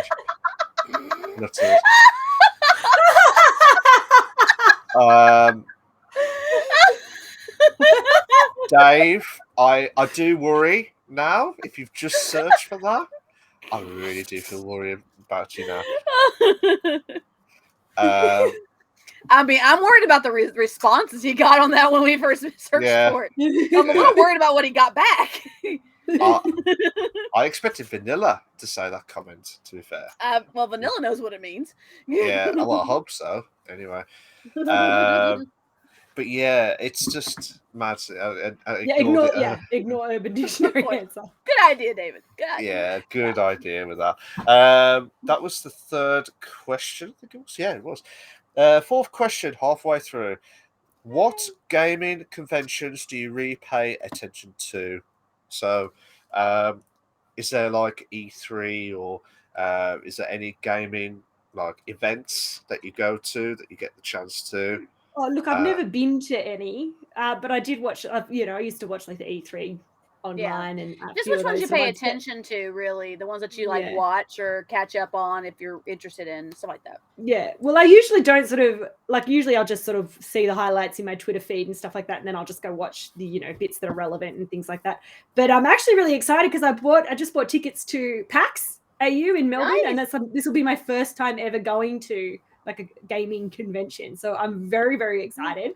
I've already lined up to see a few of my streamer friends who live in Melbourne, and I'm going to try and meet up and hopefully do like an in real life collab. Like I was like, I just come to your house and take over your stream. And he's like, yeah, well, he's like, that actually could work. And I'm like, it'd be the Rose takeover. And he's like, no, I'm actually down for this. Like, come over. Come, let's do this. And I'm like, hell Malcolm yeah. Malcolm and I have talked about doing something like that if I ever go to the UK. Oh, yeah. I reckon it'd be cool. Live collab. That'd be great. It'd be like, what the hell's going on? This is my room. And then you'd be like, hey. And like, there's no trans camera. Might be Toad camera if he was available. Might be the two together on that one as well. That would be epic. Dave says, why you guys have to live so far I don't know. I know. I know. I'm not having a matching shirt and shorts. Sorry, Vanilla. That's not happening. That would not happen. Ever. Why not? Because Look good in blue. I would buy this shirt for Trance and for Toad as well. And that would be epic as well. They'd probably think, what the hell is this? It's a soccer shirt, football shirt, I call it. I'm not being a hater, Day Senpai. I just wouldn't do that. At least meant hater. You meant hater. No, I'm reading the first part. It says atta. I'm a bit of an atta, bit of a mad atta. We worked it out. I think we worked it out, David, and we said that if I was to go visit Malk for a little while, I would need at least $1,500, if not more, for like a few days, if not up to a week. So we figured that one out. I think we kind of worked that one out. But yeah. And Vanilla said, note to self, Google later. Yeah, you'll have to see what kind of interesting things come up for you on that one. Yeah. Mad, to be fair. So I'm glad that you're going to go to the gaming convention. Me too. That's awesome. I'm so excited, and I have no idea what to expect either. I'm like, I've never been, and I've watched, but I mean, I've seen like one of the streamers that I follow, and I've followed for a long time. She always goes to PAX and all these other things. So I've seen like a lot of the behind the scenes stuff, but she's like a panelist and stuff. Like, so she's actually like involved in a lot of the things. So it's not so much what it would be like as just like a person attending. It's sort of like, this is what it's like if you're featured. So I actually have no idea what to expect for me going there. Like I was talking about, like I was reading, it's like, oh, you can play games with all your friends, and I'm like, what? Like, is it like, are they just computers set up, or do I need to like bring something? Like, I don't understand how this works. So yeah, I'm very excited. But yeah, really curious to see what it's like. Like, it's going to be definitely an experience for me. But also, I've got a lot of friends in Melbourne who cosplay, so I'm hoping that a lot of them are going to be there in cosplay. Nice. And I can catch up with them and take photos of them, because some of them do like really, really amazing, high quality cosplays. So it'd be really cool to be there in person and cheer them on, if they enter the cosplay competitions and stuff. So cool. Yeah, if I was going by myself and I didn't know anybody, I'd be a bit terrified. But I think knowing that there's going to be multiple people that I know, some through streaming, but some of them are like the cosplayers are real life friends that I talk to, and I know from real life events. So it'll be really cool to see people there, but it also means it's less terrifying, because I'm like, oh, there's someone here I know, there's somebody else here I know, there's somebody else here I know. Yeah, it makes it easier when you have a group of people definitely. Exactly. It was like when I went to MTAC with my friends a few years ago. It was more fun being with them than it was to go by myself. I was glad I was with them, Yeah, because I'm going by myself, but I'm like hoping to meet up with all of them there, or at least catch up with them for a bit, and it's gonna be really interesting. We have to wait and see. Vanilla says, have a good time at PAX. So he wishes you a good time. David Alexander goes, I predict shenanigans. Oh, there will be shenanigans. There absolutely will be shenanigans. And then Vanilla said, do you like Fatal Grips to the Daddy Senpai moments? We'll find out that I was waiting for a response. We'll see. We'll probably say no. Probably say no straight away. So I'm trying to say, we've done 4 questions. There's 4 more. 4 more. Okay. So it's not done yet. Got this. So far. So I know you've mentioned that. You mentioned like you got yourself forced into streaming. But this question, I'm going to say, when was the moment you really decided to take up gaming as a hobby? Before I could remember. I like that answer. It's a good one. But like when I'm talking about King's Quest and the 80s and like the old IBM, my earliest memories are of me playing. Like before I could even do the typing of the King's Quest, I used to play Baby Bounce, and one of my favorites was Montezuma's Revenge. It's just this little, like a little Mario. Yeah, you know what I'm talking about. Like, and that. You don't need to read or spell or anything to play that sort of game. So I remember being really small and just like playing those games. But we had all like the really old games. We had Jaybird, and we, had the table tennis one and bricks and all those sort of. But at the time before we got King's Quest, I mean, even after we got King's Quest, Montezuma's was still like, by that point I was very attached to it. So it was one of my favorites, if not my favorite. My dad had to rebuy it multiple times because I broke the floppy disks because I kept using them so much that they got broken. And then at one point, he couldn't find it anymore. And he's like, "I'm sorry, it's gone. Like that was your last one." And I'm like, "No!"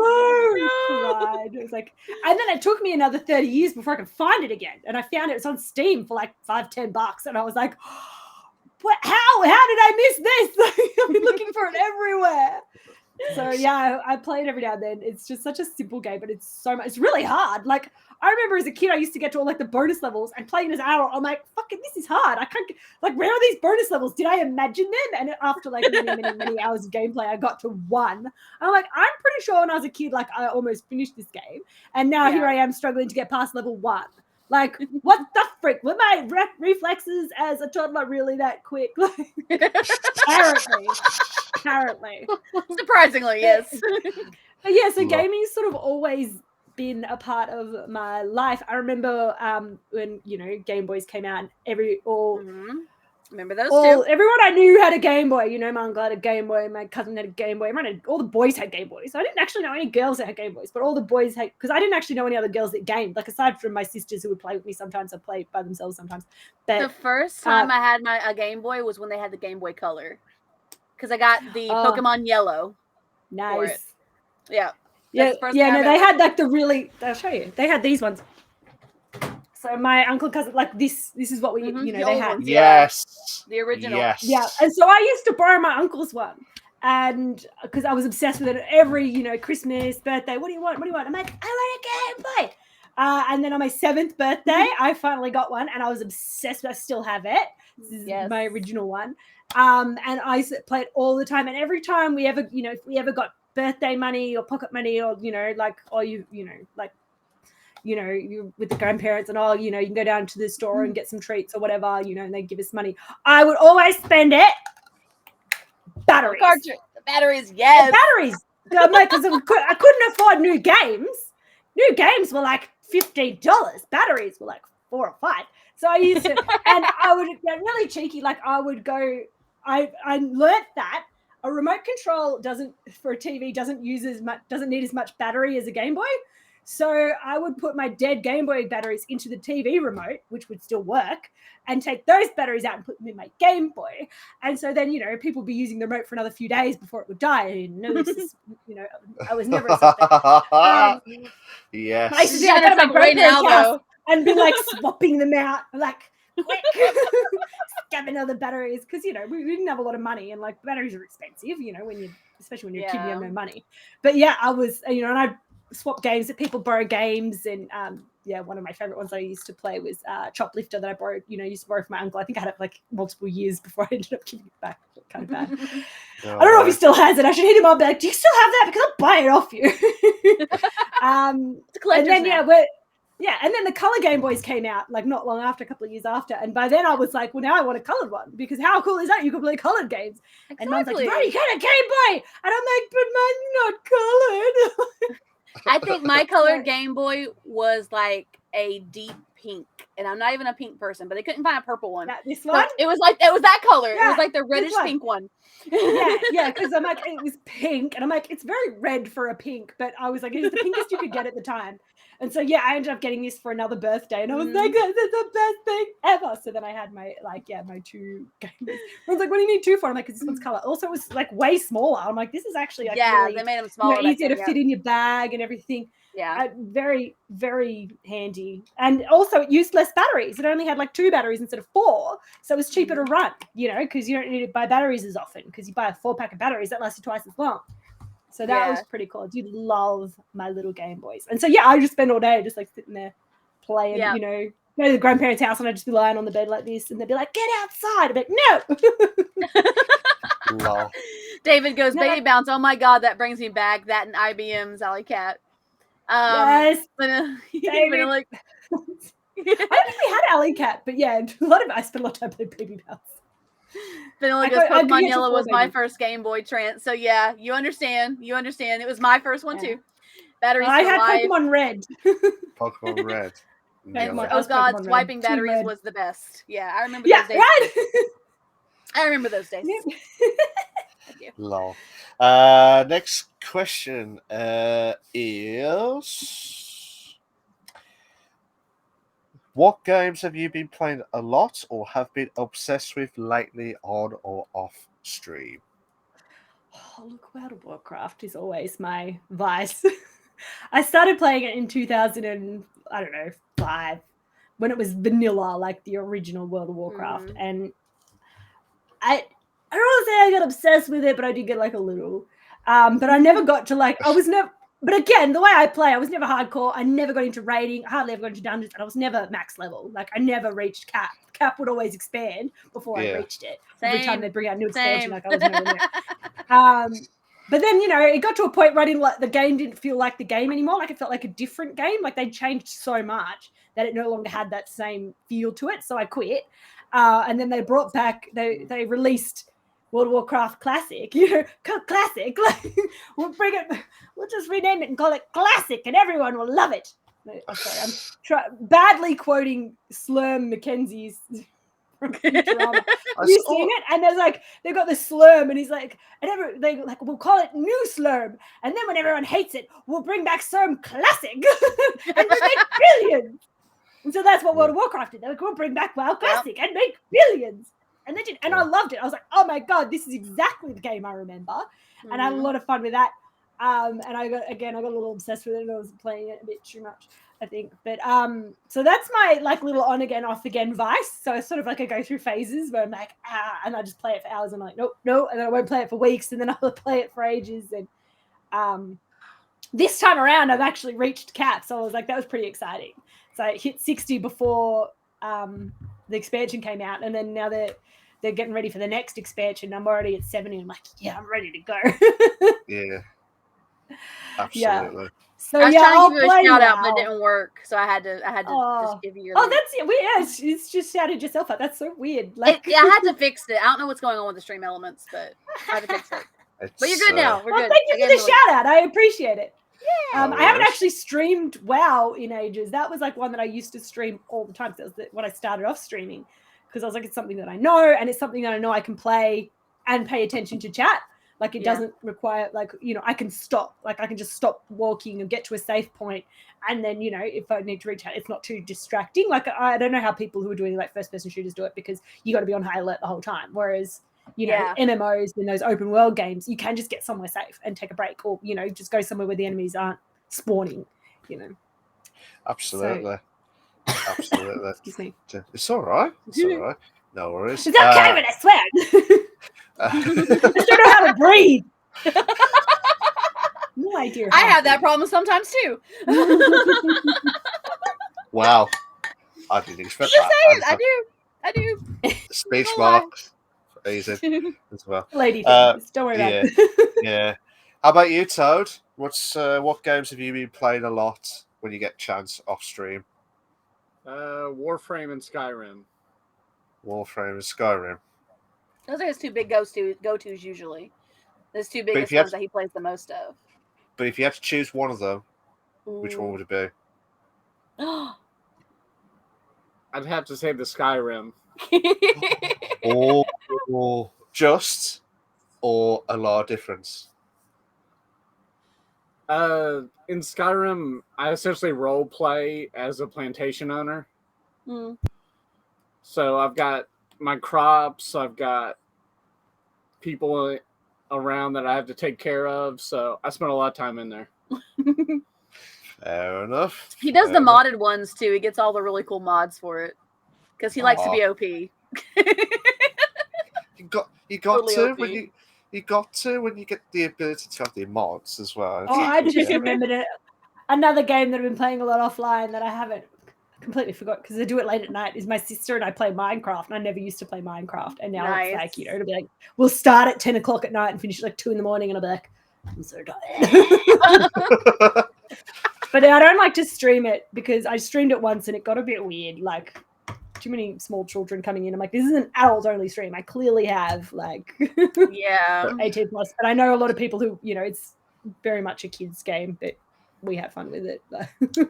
I think it's cool. Relaxing time. We just go in and do farming and spelunking. And that's a lot of times with Stardew Valley with me. I like to just chill. If I just want to play a chill game.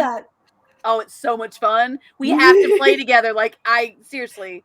It's awesome. It's great. I love it. Add me it's so on good. Steam. I just started. Like I played it for the first time. What was it, Friday?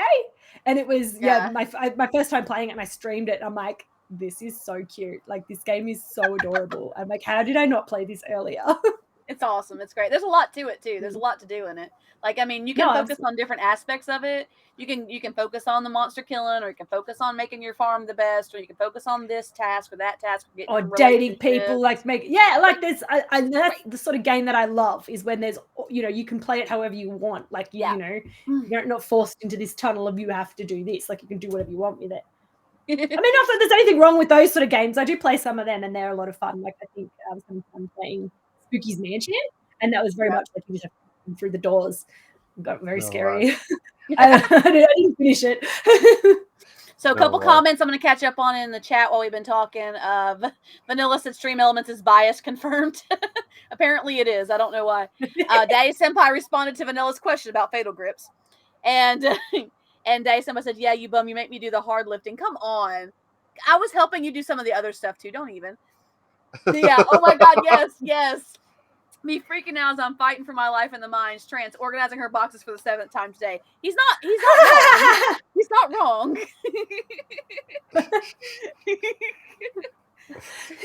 I'm like, make sure you go with a weapon. Make sure you have this. I'm gonna organize this real quick. Lol. I'm just trying to see what else have I said. Oh yeah. What things do you look for when deciding on a new game to play? Good question.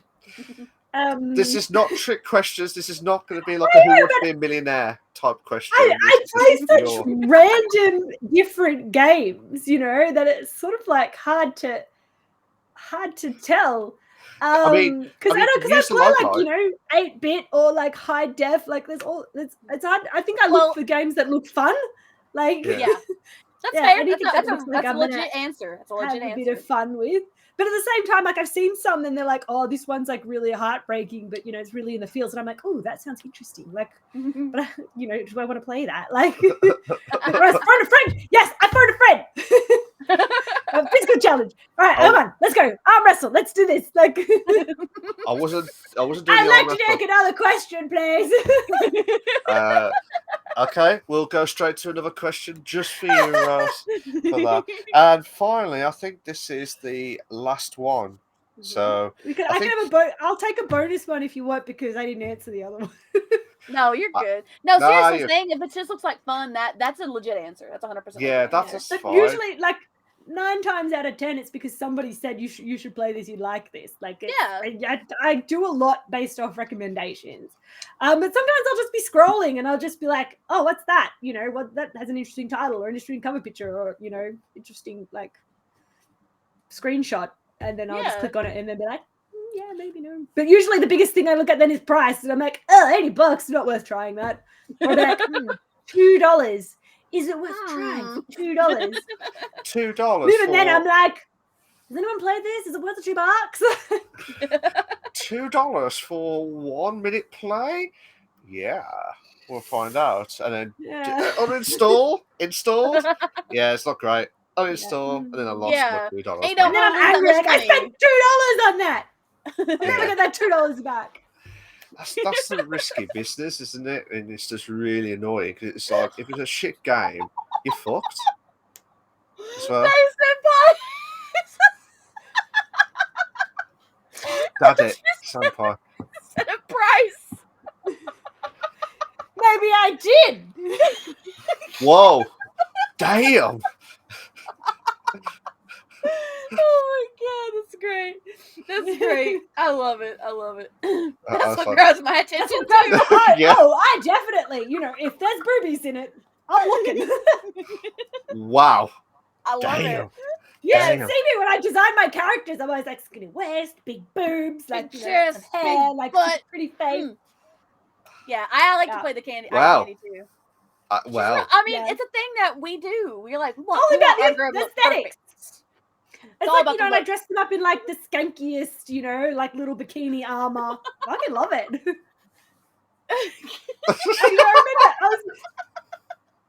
For those who are on audio, Toad just pointed to me. Wow. But I mean, I'm going off the rails again. But I was playing D&D with these people, and the other girl that we were talking about World of Warcraft, she's like, "Oh, how good is it?" I'm like, "Yeah."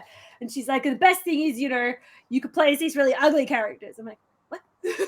She's like, "Yeah, I play like undead, and I make them wear like the most conservative things possible to be like, against the, the trend." I like to play like. And I lifted my phone up and I showed her a picture. I'm like, "This is my paladin in her bikini. I love her, and she's like." She's pretty and sexy, and this is how I play. And she's like, "No, it's all about, she's like, that's male stereotypes of what women should be." I'm like, "But it's what I want. I want to play as this sexy character and be like, because I know I can't rock that bikini. I can't do that.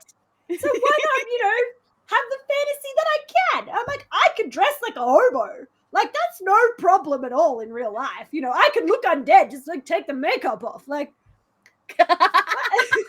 Rose, I also like to play like the undead or the orc and try to make the prettiest one I can. I do that too. I'm like, how pretty can I make this ugly character? And then even then, when they're as pretty as possible, it's like I still struggle. I'm like, I really want to keep playing this character. It's still kind of. I'm glad we have an understanding here. You and me, we're peas of a pod. I like this. Me too. I am speechless, and I need to see this as well. To be fair, absolutely. Oh, so Day Senpai's was like, "Mommy, sorry. A big women can get it. Yeah, that's true. We love our tall queens here. Vanilla says I put men in loincloths. I would expect you to, Vanilla, 100%. 100%. And Day Senpai says, "I found there's mods for Final Fantasy that allow you to really customize your team. There's also those for Skyrim too. He knows." He doesn't deny it because he knows it's true. You've been shameless since I met you. Poor Toad. But I mean, I get really offended, like when they shrink the boobies on like Tomb Raider. I'm like, how dare you? Like, that was my girl. Come on. Wow. She was representing. Damn.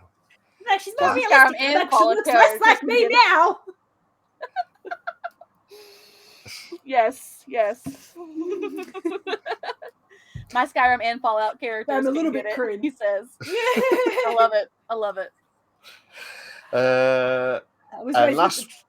It's last one now. I promise you, this is the last one now. That's fair. And we didn't. Okay, sorry. Oh no, that's all right. It's all right. But yeah, Vanilla. It's not crime. It wasn't a crime. It is a crime. It is. It's to be more relatable. And she's less relatable to me. She was my one character that I was like, she has long hair like me, and she has pussy like me. I love her. And now she's just like every other girl in the world. Exactly. Now she's a basic bitch. Like, no. Well, damn. Unpopular opinion, I know. I'd had this I'm with you though. On my stream, and I got ripped into. Like, everyone was like, "No, but she's more realistic now, and she's better representative." And I'm like, "Yeah, but no, but she was mine, and now you've taken her from me and given her to everybody else." She was proof that she could be sexy, she could have big boobs, and she could be a badass. Okay, absolutely. That was Lara Croft. Okay, exactly. And Day somebody's like, that's like taking Jessica Rabbit and making her bounce less. 100%. Exactly. Make a new character. Like, you don't have Lara to change was never the one supposed to be busty. Who was? Yes, she was. Lara Croft. Really? She wasn't? The original render. You're telling me that Madonna tits weren't real? When they originally rendered her, the parameters for that area were off, making them big. She was still a badass. They didn't get the mesh right to make them small. No, but see, you look at the artwork, and the artwork is like full booby. Mm-hmm. Yeah, she was still a badass. She was a curvy ass badass, and I was all about it. I was cool with it. It's like, yes, get it, girl. Yes. I'll go with Haiti. With who? Haiti. From? The pervs now. We didn't intend that. It was coding. That does sound like a PR message, Vanilla. It does, doesn't it? For when people complain, like, Sorry. Yeah. I'm sure that's what was Mattel our said when mess they built Barbie, you know? Oh, The mold didn't work if we didn't do it like that. Lol. Last question. I can't believe this. Last question of the interview part is there a particular game you grew up playing on console or PC that you would love to see remade? And also, what was this game that made it so great for you? I don't want to say remade. I just want to say re-released. I feel like we already had this conversation though. We talked about this earlier, but yeah. But but there might be another one. All, like all the old games. Can we just have them accessible? No emulators. Lollipop Chainsaw. Like, GoldenEye. Like, can we just Zelda? I just want to be able to play them all. Like, I just want all the games just like available. What? Just yeeted. Just yeeted. Yeah, just like, is it really that hard to make them playable on like a modern system? Like, really? The coding is probably like 2 kilobytes or whatever it is. 2 Day Senpai is with you on Lollipop Chainsaw, by the way. Day Senpai is with you. Oh, it's such a good game. People talk about relatable characters. I was telling my friend about it, and I'm like, so I started playing this game the other day. I really love it, and I was telling her about it. I'm like, this cheerleader, and you're carrying your boyfriend's head, and you got this chainsaw, and she's like, I saw that game, and I immediately thought of you. She's like, who would love this? This reminds me of that. I'm like, oh my god. And I'm like, and it made me so happy because I did really enjoy that game. I mean, I don't think I quite finished it. I think I got up to like the guitar dude, and I really struggled with that. And then the PlayStation died, and then no. And yes, I think they did understand what Toe was saying. Yes. Yeah. Me and my unpopular with the proper goat. King's Quest with the proper goat. Proper goat. Yes. Yes. I'm gonna have to call this the Yes episode or the Mesh episode or the Tomb Raider episode. We've already settled on the title, Malk. It's the episode where we lost control. Okay. We lost control. Well, it will be lost control as always. To be fair, it's been close. I mean, I don't have VR, and I would like to, sort of. I see a lot of really cool VR games, but how cool would it be to be like King's Quest VR and like the 8-bit, and you turn around and you can see like. The episode's not called that, Vanilla. We're not calling it that. Catherine was another one that needs it, he says. I like my VR. I know you like your VR. I want to try it, but they're very expensive, the headsets. I've got one day. Maybe one day I can get famous and I can get Google to sponsor me and just give me one. Yeah, bring me one. Y'all can dream. You can set up like virtual environments. You can set up what? Virtual environments. Like I've got a whole media room in one of my VRs. Yeah. So I can watch movies in a controlled setting. He likes it a lot. He can watch it in like a bigger screen and also see what's going on by looking around as well. I see him watching it all the time. He likes it a lot. Stuff like and I see people with like the whole room is green and then they've got like they're playing like Beat Saber and you can see it all. I'm like, that's Beat Saber's cool. Like I have neither the space nor the money for that, but yes, like that would be so much fun. Beat Saber's a blast. We played it. We haven't played it in a while, but it was fun. We played it. It's a workout. It is. It looks like fun. I really want to try it. I really want to try that Beat Saber as well.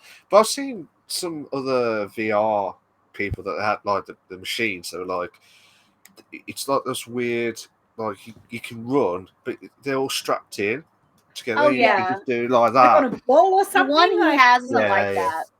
It's just the headset and the controllers. So this is what happened. There was one person on I think it was on Facebook or on YouTube or wherever it was. Someone was kept running from these zombies. It was like he was yeeted, like trying to like run away, and it was just like no man's business. And it was like, I just could not stop laughing. And I'm like, these are epic fail like VR people. And then afterwards, there was another one. There was an episode where there was a few guys that were just shooting these zombies. They were like, oh, shooting like no man's business. And then I don't know if they got caught together and stuff, but they were just like they had no gun, and then just got killed by zombies. But that was it. To be fair, it was mad. And I didn't necessarily say I wanted the episode immortalized. I just said that I wanted it to stick around on the record. I think the world should see this. And Vanilla said, "Oh God, people playing Beat Saber need insurance, furniture insurance, health insurance." Absolutely. Right. So that was the interview with the streamer, and bit of side questions for Toad as well. We didn't want to leave him out at all. He's just chilling over here. He's cool. Just chilling. He's got his drink. He's got his Jacobite shirt. He's got his kilt. He's doing good. He's cool. That's he's good. Chill. How did you find it, Rose? How did you find the question? Good. Thank you so much for inviting me. Very excited. Well, we're not over yet, but you're done with the interview. I know, but it was the scary part. Now it's not about me anymore, so I can just say whatever the fuck I want. It's fine. Lol. So this is the brand new segment 4, which is the updates on GTA RP. So this is just for Trans to give latest updates on her side on GTA RP. And then after that will be the Ask Us Anything part, which I think everyone's going to go for it, I reckon. It'll be fun. It'll be fun. And Dave Senpai, I'm not answering that because I know where that's going. Because in City, we talked about that. You've already pulled that one on someone in City, so I know where that's going. It's not Q&A yet. No, it's not. No. Ask you to please hold your questions. That's hold fine. them gently. Hold your questions. Hold them tightly. Can you please hold your questions? Not now. I'll let you know when it's ready. Trans. Okay. So, updates on GTA RP. There's a lot to report this week. So, in our city, we are doing a restructuring of EMS, and Xander and Olivia now both work for EMS as well as our mechanics. So, there's mechanics and work. You quit? What? I'm going to have to get you about that later. Or talking about the question that you tried to get me with and you couldn't get me with.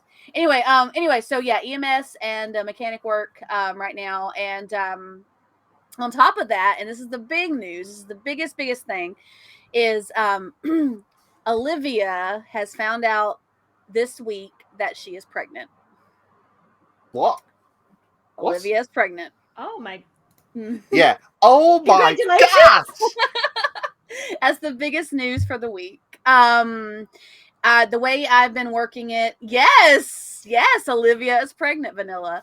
And the way I've been working it is like every day that I'm in the city, we work it out as 2 weeks. So right now she's on week 16. So we've been doing this for a few days this week. She found out she was pregnant. She was working over at VU. She started feeling sick.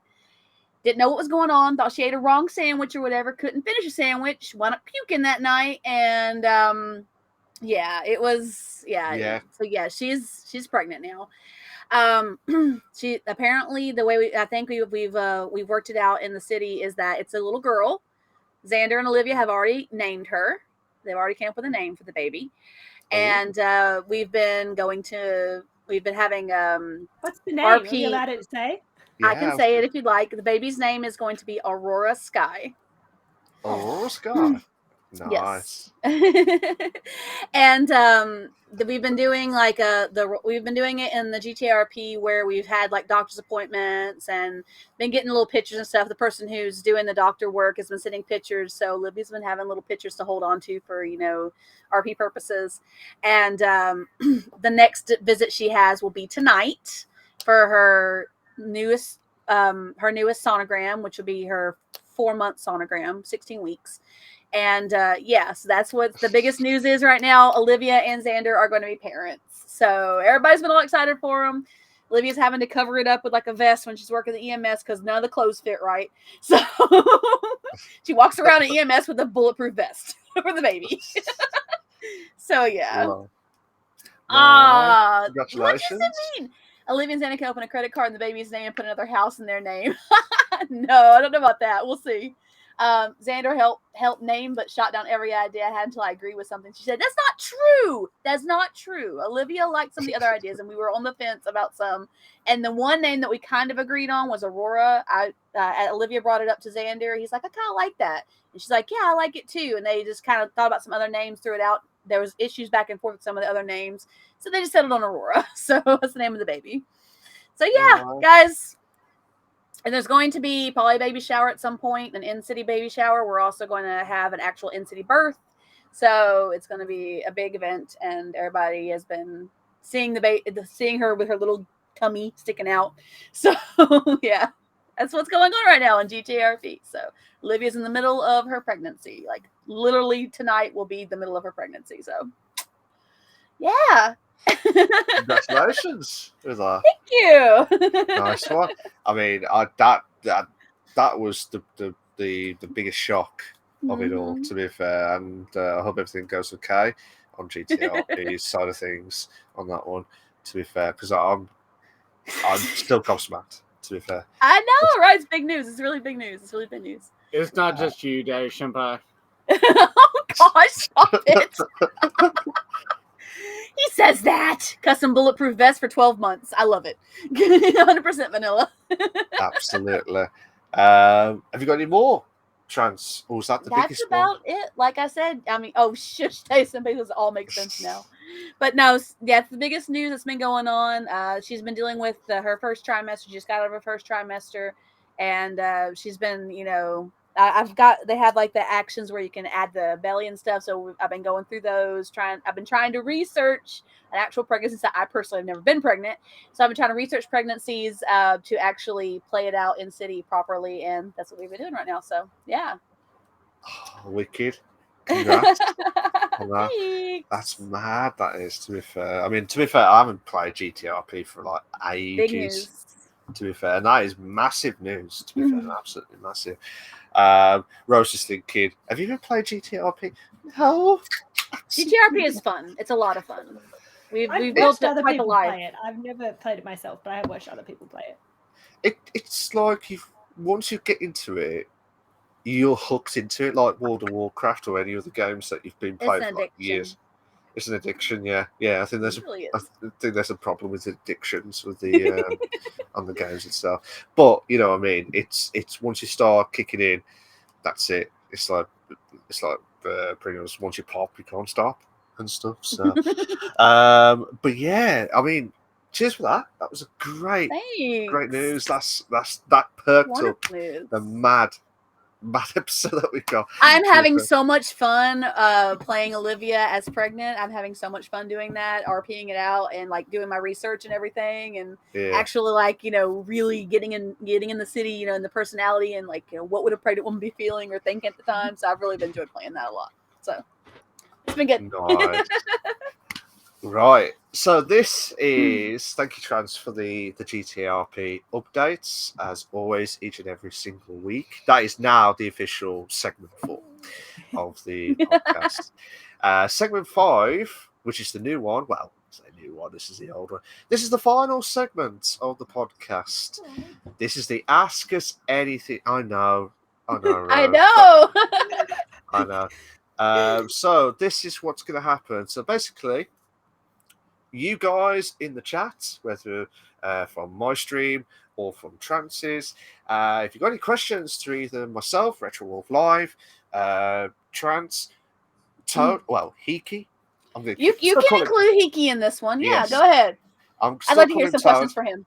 Yeah, I'm still calling Toad, whatever happens. But if you want to ask him questions, you can do. As well as Rose. If you don't put anyone specifically, that means you are telling the question as a whole to every single one of us. So we all have to answer it. So we've got our first question of the evening. And this is for you, Rose, actually. Oh, how exciting. What are your pet peeves as a streamer and as a viewer? If that's how you pronounce it, sorry. Well, it's the same for both. And it is follower-only chat or, subscriber-only chat. Like, there's nothing that irks me more as you go in there and you want to get to know someone, you want to try and get a feel of them, and you cannot until you have followed them. And the same goes for like when you know I'm raiding someone out, like raiding out to someone, and you know all my chat want to be like hype, you know, like they love getting involved in like building up this hype, but they get there and it's like no, you have to follow before you can do that. And the last time that happened, the person had a 10-minute minimum timer of following before you could even talk. So I raided her, and I had to wait 10 minutes before I could say yeah, we're good, thanks, and answer a question. And I was like. By that point, all my followers that I'd raided with had gone. Like, all my viewers were gone. Nobody stuck around for it because it's so, like, it's a gatekeeping. Like, it's so unwelcoming. It's like, you are not allowed to be here unless you're already part of this. Like, it feels really cliquey. And, like, I know that it's a self-preservation thing. Like, I know a lot of people do it to protect from trolls and stuff. But I'm like, it's just as easy for a troll to hit follow, you know? Yeah. Whereas, and a lot of times people don't know if they want to be following you regularly unless they've had a chance to get to know you. Like I find a lot of people who follow me, they come in and they chat for a bit and they, you know, decide whether or not they want to stick around long term, and then they'll hit follow so that they can, you know, keep up with the updates and find me again. And like people want to come in and they chat, they find I'm not their vibe and they go, that's fine with me. Like I have absolutely no issue with that. Like I'm not for everyone. Everyone's not for me. Like I'll check out people's streams and I'll, you know, I'll go or I'll stay or, you know, because everyone's different. Everybody has different interests and different likes and things that, you know, they look for in a streamer. But I just, I feel like it's just, that's my little pet peeve. Like I totally understand why people do it and I respect people's choice to do it. But for me personally, it irks me. Yeah. Oh, that's fair enough. I mean, I would get annoyed because, to be fair, when I did my first raid, I think it was the first or second, my first ever raid actually, I raided a random person out of the blue. Just as I was raided, they just gone to the be right back screen. Oh, so no. I hate that. So that was the worst.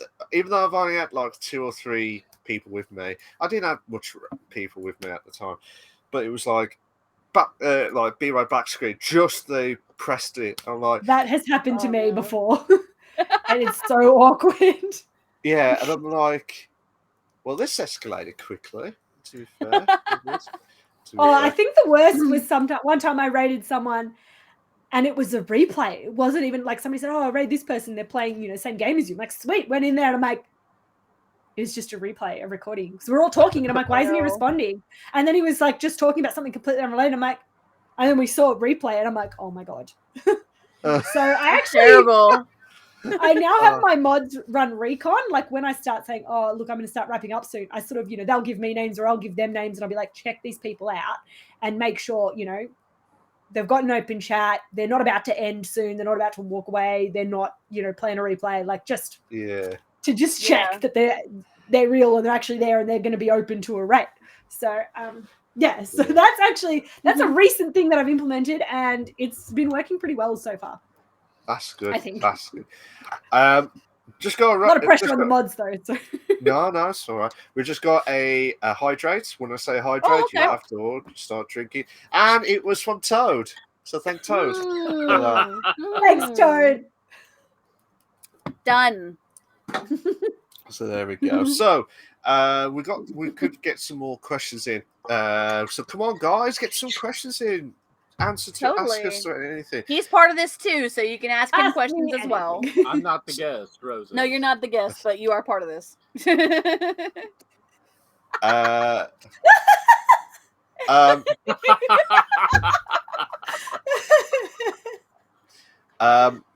am not answering this question, Vanilla. You have to read it for the podcast. People who aren't watching the video won't know what the question is. She's got a good point. You have to say it so the audience can hear it. Yeah. For those on audio who don't know what's going on, Mal got a question from Vanilla and says, why are you channeling Basic Instinct today? I don't even know what he's on about. So technically, I am not saying it's all anything. The leg you're showing today. No. Hey Vex, welcome to the chat. All the love to you, buddy. Good to see you. We're on our Ask Us Anything segment. Trying not to show because I'm trying to not ache. That's the right wording, not phrasing differently and stuff. Before you all say anything. wrong as such with that. But yeah, that's your answer, Vanilla. Tough with that.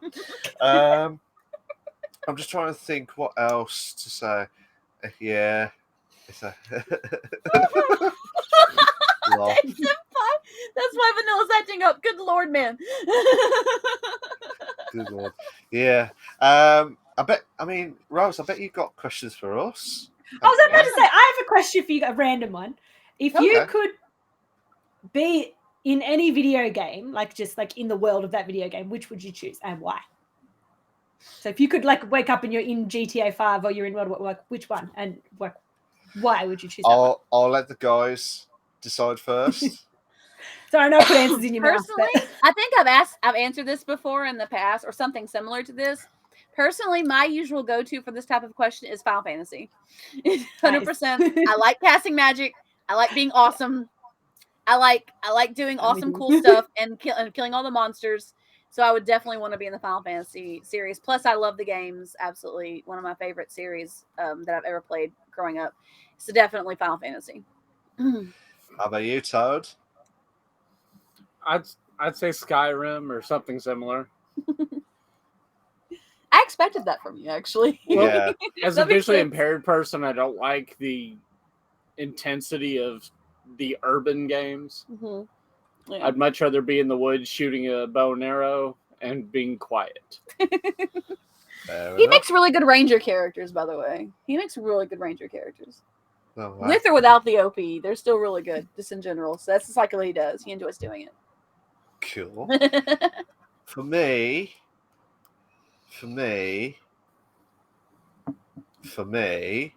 I would say it's tough because there's loads. It's like what's your all-time go-to? Top three. Top three. Well, I could be GoldenEye, be James Bond in GoldenEye. Yeah. Why not? It's me. So okay, GoldenEye, Mario Kart, because I just want to throw bananas at them and let them spin. Nice. And Uncharted, Nathan Drake. Yeah.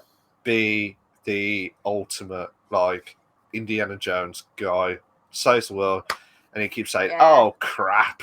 and out of the nowhere, and that's just classic. He did that just for you, Day Senpai, just for you. Your itch is like crazy. I don't know what's going on. Go ahead. but yeah, that's my top three because it's so difficult to decide. I mean, I could have said Diddy Kong, but then it was like, nah, Mario Kart, the same. Mario Kart, red shells and bananas. Yeah, absolutely. How about you, Rose? Look, similar to Trance, I'd probably go with World of Warcraft for the magic casting and dragons and yeah, it's a lot of fun stuff. Having magic powers would be amazing. It would be pretty awesome. Okay. And also having like epic pockets that hold like unlimited, I'm just holding 52 giant staffs in my backpack. Lol. It's bigger on the inside than it is on the outside. It's like a Taurus. I'm a massive hoarder, so I'm like, this works for me. Wow. I didn't realise this magic just like exploded. Nice. To be fair. Daddy Senpai says he'd like to be in the Mass Effect world. I'm a goblin who likes to make things anyway, so imagine me with tech. That'd be pretty cool.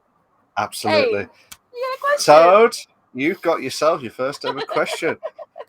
For Toad, boxers, briefs, or kilts in a hurricane? Well, if I wear the kilt, does that classify as a blowjob? Oh, God.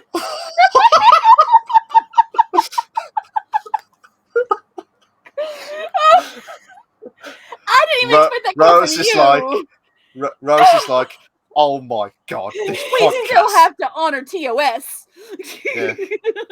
Yeah. Definitely adult content on this one. Yeah. It's always yeah. I think that's some good. I welcome the breeze in a kilt. That I'll say that. Fair enough. Fair. I think that's the best answer we're gonna get from that, to be fair. So Reese. Hey Reese. Hi. All the love to you, Reese. So good you were able to join us, buddy. I know you're having issues with your Wi-Fi. I'm so sorry, buddy. You can rewatch it later. It's fine. You just missed the most unexpected answer, even coming from him. So, because he said some pretty interesting things. That's why he's legend. That's why he's legend. Wait for it. Wait. Come on. Yeah. Ow. No, fair enough. I mean, I'm trying to think of some good questions. Guys, if you just got any questions for any of us, just tell us. We will answer as many questions as we can. Would you ever come back to do another? Would you ever do your own podcast now you've done the first one, Rose? Would I ever be invited back? That's the real question. Of course. Am I allowed back? Because if I'm allowed back, I'll come back. I'll get up at 4 a.m. every Sunday for this. Every Saturday. Good luck with waiting at 24 hours. Well, I thought it was Saturday. So I'm saying Saturday, and they're like, no, wait, it's Sunday for me. And I nearly did. Like on Friday, when I was talking to you on Friday, I was like, all right, I've got to get up early tomorrow. And then I'm like, wait a minute. I've got a whole extra 24 hours. Yeah. Lucky I remember just in time. That would be funny. And then I'll probably get a message from Rose like, you're a bit late. I'm like, why? I'm like, why? Podcast was starting 2 hours ago. What's going on? You do realise the time at UK is like 8:30 in the morning. Yeah. Time math is hard, okay? That'll be it.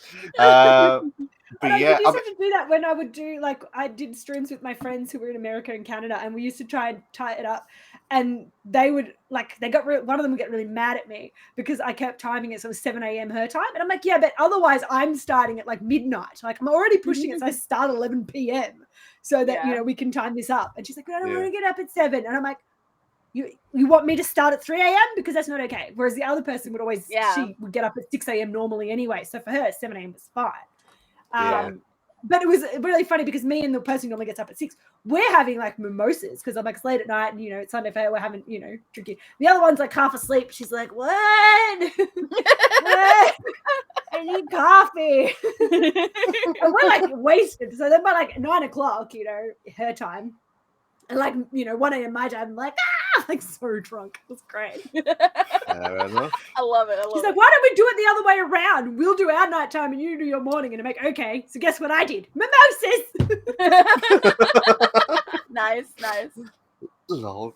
I lost my voice then, to be fair, after that. So Vanilla's got another question for you, Rose. What advice do you have for dealing with trolls or people who make streamers uncomfortable? Ooh, good question. Again, do you want to ask the audience? Do you want to ask the 50-50, or do you want to phone a friend? Or lifeline? I'd like to phone a friend. Well, I've been very, very fortunate in that I haven't had many trolls in my stream. I know I'm saying that now. I'm going to get bombarded. But I've been very, very lucky. The trolls that I have had, like, I don't know how I did it, but I managed to flip it and like laugh it off, because it was some guy who was like, oh, you know, it was he's like, oh, you just got to press the whatever, like Alt F4. It was one of those sort of ones. And I just started joking, and I'm like, I didn't know what it was. I don't know if it was Alt F4 or something like that. And I started laughing. I said, look, I'll do it. I said, you're probably just going to make me turn my screen off, but given I don't know what it does, I'll do it. Like, I threatened to do it. And then he responded. He's like, no, that's what it does. So I was joking. Like, I never saw him again. But, you know, I was like, okay, let's go all out. Like, let's. I'll call you out. You won't do it. You know you won't. Fun with it. Yeah. So I had a bit of fun. I haven't had any nasty trolls. My mods are very, very good though. They're very on the ball. And I think if any, I'll see a comment and I'll look. By the time I glance over, it's gone. Like it says message deleted, and I'll go back later and it's some robot or like they're really, really quick, which I'm eternally grateful for. So if anyone's starting out, get yourself, you know, find some mods. Like all my mods are people I met through streaming.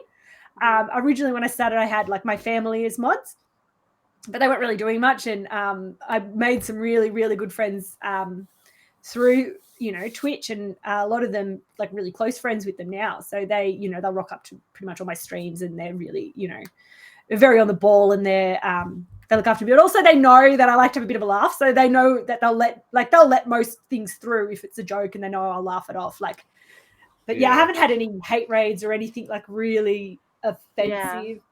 Yeah. I was in a group stream one time, and there was a few streamers involved in that.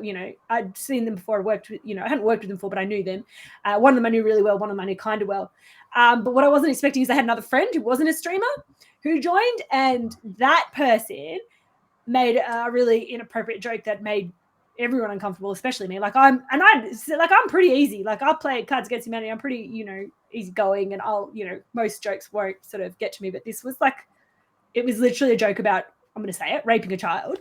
And I'm like, no. And he's like, oh, no. See, it's one of those ones that, you kind of want to laugh, but you don't. And I'm like, no, I don't. That wasn't funny. Like, the weird thing was I'd actually heard that same joke, but different. So I'd heard it where the plot twist was he was cheating on his wife. And I'm like, okay, that's kind of funny. But he'd come up with a version where he was raping a kid instead. And I'm like, that's not okay. In any way, that's not okay. So, wasn't really much I could do by that point because I'd already been on the stream. But I just sort of vowed that I would never having him in a stream again. Like, and if I'm going to stream with the other people, I'm going to make sure that guy's not there. Going to, do something different. So, live and learn, the lesson is don't stream with people you don't know. But I mean, I didn't know he was going to be there until the stream started. So I think that's, the lesson that I've learned is I need to ask people before I'm doing collab streams, is anyone else going to be there? Who's going to be involved? Can I check them out first? Can I get to know them, get to be comfortable with them? Yeah. Because all the other collab streams I've done have been with people I've gotten to know beforehand, and they've gone really, really well. I've had an absolute blast playing with people, making new friends. And I think the last one I did was with the G-Funk, and we were playing Lost Ark. Hadn't really played it much, either of us, and we're just having a laugh the whole time. We were laughing, having fun, and just mucking about. But I knew him. I'd been watching his streams for a while. He knew me, and I'd been in his streams, he'd been in my streams, we chatted to each other offline as well. So there was no major surprises. I knew what I was getting in for, and so did he. So that's sort of, where I'm at the moment. I don't know how I'm going to cope if I start getting actual real hate and scary stuff, because like I said, I've been very fortunate that I've made it this far without it. I did have one experience with another streamer, but it happened off stream. So he started messaging me on Instagram, and he got really weird and really creepy, and sending me threats and stuff. And I did get really scared. But I mean, in the end, I just blocked him. And then it still was scary when I'd see his name popping up. But I just blocked him on everything. And that's, that's what you do. You just block them everywhere and be like, okay, you're done. Yeah. I am gobsmacked. What else can you do? That. Huh? Yeah, I'm gobsmacked with as in, I just don't get how some people. Well, I thought you said gold smack, and I'm like, what is this? Gobsmacked. Sorry, I didn't understand. Gobsmacked. What's this gold? Sorry, gold smack. Never heard of gold smack. I'm like, what's a gold smack? Is that honey smack, like a cereal? Yeah. No, that sounds really good. Honey Smack sounds really good right now, actually. Oh, I love Honey Smacks. They're my favorite cereal, but you can't get them in Australia at the moment. I'm waiting for them to bring them back one day. Okay, I am going to rephrase what I'm about to say. I am shocked. That's the word I was after. Gobsmacked. There you go. Shocked. There we go. Yeah.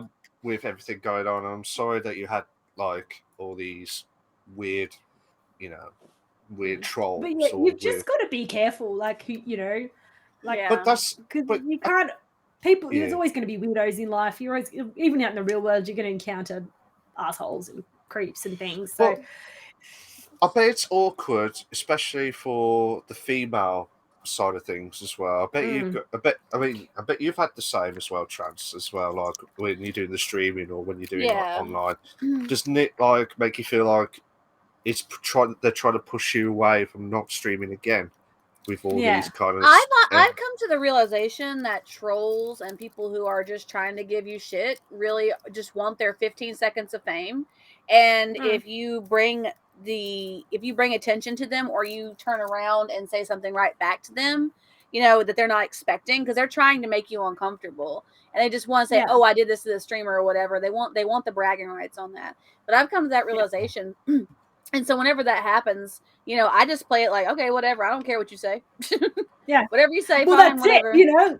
Oh, it's gonna crash my stream. All right, let's crash my stream. Let's do it. You know, I mean, and like, so if you don't let them get to you, or you don't react like they're expecting you to react, then it makes it no fun for them, and they're like, fine, whatever. Because they want to upset you because they're upset with themselves, and so you know they need to bring someone else down to make them feel better about themselves. They're like, oh, now I feel better because, you know, I'm above them, and it's like, no, you're not. Like, you're just an ass. You know. Absolutely. Yep. 100. So, you know, you can just ignore them. Like that is one of the ways you can do it, is just ignore them. Don't read the comment, delete them, like whatever. Or you can just call them out or say something random and be like, I don't care. Yeah.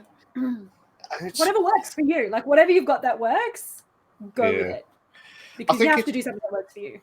I think it's just awkward because it's just like you got people that want to do the streaming and you just want to like have a good time, enjoy, like for the community just to have a good time to join your streams or Transit streams or my streams or any other streams. I'm waiting for Toe to do his stream properly so I could just raid on his stream next time as well. But what I'm trying to say is, like, because you enjoy the content that they do on the stream, and you enjoy like playing the games that you like or want to learn more about the games as well. Yeah. But what I hate the most is like it's shit. It's absolute shit from like the trolls. You'll never get away from it, and they'll just create new accounts or bots. Oh my god, the amount of want to become famous bots, the famous words. Yeah. I had one of those recently on Monday stream. I had one of those. I was like, oh, I haven't had one of these in a while. Huh. I didn't get one. In a while. But it's not even just the trolls. Like, I mean, some of the most awkward ones I've had in my chat, it's like people think you're a therapist. I'm like, I'm just here playing a game. And they're like, oh, you know, I want to come ask you about my problems with my, you know, girlfriend who's not actually my girlfriend, but I've asked her out and she said yes. And I've been asking her out for 10 years and she finally said yes. You know, we're going to get married. I'm just like, this is not the space for this, mate. Like, if I was a therapist, I'd be charging $250 an hour. Thank you very much. Like, neither the qualifications nor, you know, the patience. Like, Vanilla asked if this is a Capri Sun. It is not, but it is a pouch juice drink. So what happened was we ordered some powdered mix on the, you know, the online stuff, and the person who picked it up thought I meant I wanted these, and so we had ordered 12 packs of the drink mix, and instead we got 11 packs of these. So here you go. Enjoy. Reese, good to see you back, mate. Where's the essays? I am not going to answer that question because you know what my answer is going to be. I have not done bugger all with the essays. It's Vanilla. I wish it was margarita pouches. I'm not even going to lie. I could use a good buzz, but no, this is not margarita pouch. I mean, I could make it into one, I guess. Probably could. I'm trying to think of a good one. For Rose. Top 3 streamers that you would like to collaborate with. Oh, that's a tough one. 1, 2, 3. Yeah, absolutely. What's your thought? I mean, what's your top 3 streamers that you would like to collaborate with, personally? I mean, I like to collaborate with anyone. Like anyone who's fun and chill. Like you guys are fun and chill, and everyone I've collaborated with so far has been like fun and chill. Like I think anyone who's not like hardcore, like all the people who are doing like hardcore competitive first person shooters. I don't think I could collab with them. I think I would bring them down because I'd be like rolling on the floor laughing because my gun's upside down. Meanwhile, they're like getting all these like mega headshots, and they're like, "What the fuck is wrong with you, Rose?" And I'd be like, like, why is my costume the wrong color? I specifically demanded pink. And they'd be like, "We're never streaming with you ever again." I'd be like, "That's fair. That's fair." So no, I can't name anyone in particular because honestly, like, I have fun with just about anyone. Like everyone that I've streamed with, that I knew I was going to stream with, I had a lot of fun with them, and they've all been very different. Like I had, the last guy I streamed with was very chatty. The second guy I streamed with is very like not chatty, so I did like most of the talking. And then another time I streamed with him again, and I got wasted, like really drunk. So I started making all these really dirty jokes. And then he started making dirty jokes. We're like, "Oh my God, he's coming out of his shell. This is amazing. The best moment ever." So good. The first guy I streamed with, he had like a family-friendly chat. Like he had, he doesn't have that M18 warning that I have, or whatever it is, the adult thing. So I had to be very careful not to swear because I'm fucking swearing all the time in my stream. I'm like, "Oh, fuck this." And I'm like, "Oh, shit." So I just keep muting myself. I'm like, I'm so sorry. Because, he has, some of his regular viewers, like kids and stuff. And so, he's like, "Can we keep it family friendly, Rose?" But we still had a lot of fun because, neither of us know what we're doing. We're playing a new game. Yeah. It's really funny because playing that game that day is how I met the second guy that I did a collab with. Because he's like, "Oh, you play this game? I play this game. We should collab together." I'm like, "Sure." Which is what happened to us about Stardew Valley now. Yeah. But like 5 minutes later, I was like, "Look, dude, I love your vibe. Can you be a mod?" And he's been like a mod ever since. And I was like, "I can't believe I modded him so quickly." But I was like, when you just like, you're like, I really get along with this person. You really click with someone. You're like, "You know what? We're friends. Like, we're going to be friends. You understand me." 100%. I completely understand. Yeah. Class. That's absolutely class. So I don't know if that was. What was the question? I forgot the question. No, I think. Hey, if you guys want to collab, I am down for collabs. I'm a lot more flexible at the moment with my hours as well. Preferably not 4 a.m. Thank you very much. But if maybe one it's your morning and my afternoon. But no, hit me up. Like I love like cooperative games. I'll play competitive games, but I mean, you're just gonna wipe the floor with me. So I only do like games that are competitive. Like, I mean, I've played Valorant, but I don't play it to be a tryhard. I don't. I play it. I mean, if you want to play if you want to play Valorant or Apex or COD, I'll play it with you. I guarantee you we will lose. But I don't care about that.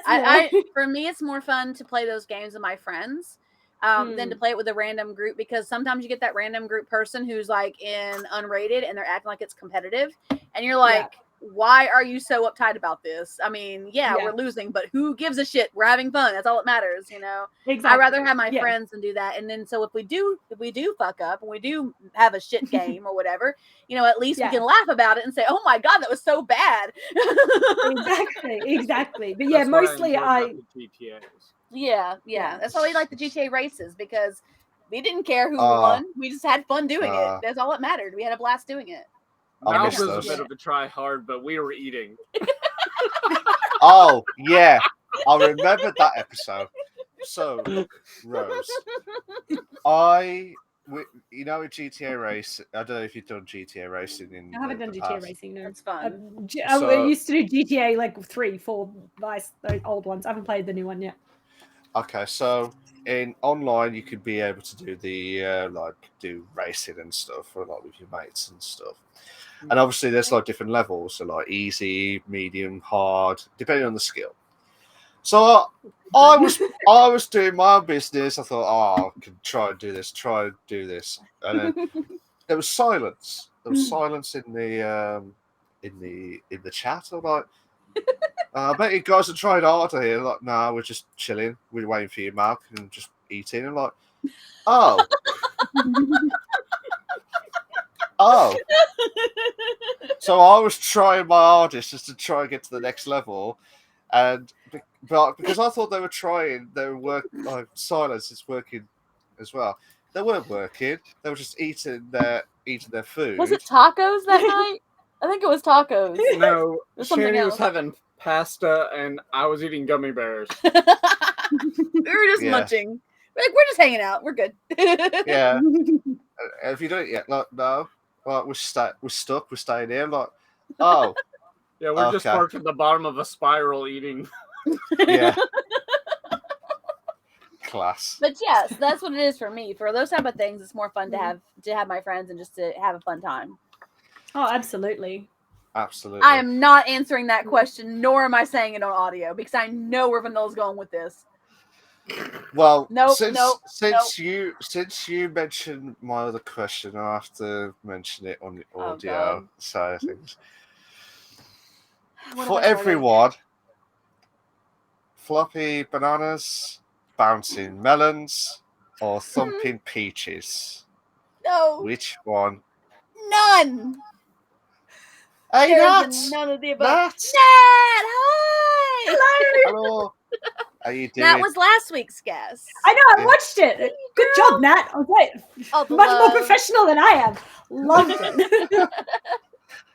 I think Nat just caught at the wrong time of this question. Not answering. I said not answering. Trans hates fruit. Wow, Vanilla. Thank you. Yeah, the unicorn lights are pretty awesome. I'm with Nat on this one. Yeah, they're Got pretty them awesome. from Bunnings for $15. Like, they were a last minute thing because I bought these like what are they called? Curtain lights that I was supposed to be able to, adjust them and change the colors with a button of your app or something. But when I got home, the transformer was missing from the box, and when I went back to replace it, they didn't have any more, and they're like, "We're all out." I'm like, "Oh," and they're like, "Here's a voucher to get something else." So then I went to the line, I saw the unicorn lights. I'm like, "Oh fuck it, I'll get the unicorn ones." So yeah, now I've got the unicorn ones. Nat said her daughter would love them. They weren't expensive. They was $15 Australian, so not much at all. They really do, Vanilla. The colors do look really good with the curtain. They do. They look really good with the curtain. Oh, thank you. They're separate. So these ones I got from Typo, and then these ones were from Bunnings. So they're a couple of different. There's like 3 sets here. Hello. Yeah, I tried to color coordinate it, keep with the theme. I'm guessing we're not answering this question at all. I'm not answering that question. You guys can if y'all want to, but I'm not answering it. Why not? Melons. Melons. Icky's answering it. Rose, if you want to answer or not. Melons. No. Not answering it. Why? Why do you not want to answer it? Because I know what vanilla means by this. And as soon as I saw that question, I was like, but I'm like, Vanilla just put trans hates fruit. Wow. So that's all he said. He says hates. It's a fruit. Nope. Pick one. Come on. Pick the one. hosts, you should lead by example and pick a fruit. Yeah. Yeah. And this is the guest telling you off to pick an answer. Go on. Don't do that. Go on. He's like poking me in my side, trying to make me squeak. No, I'm highly ticklish. Okay, context. I am highly ticklish, and he likes to jab, take his finger, poke me in the side. Because if you poke me in the side when I was younger, I used to make a duck squeak like I did earlier. My friends used to call me Ducky for that reason. If you poke me in the side, they'd always do it to make me squeak. Yeah. So he's trying to make me squeak, and I'm like, I'm not doing it. I'm not doing it. Mind over matter.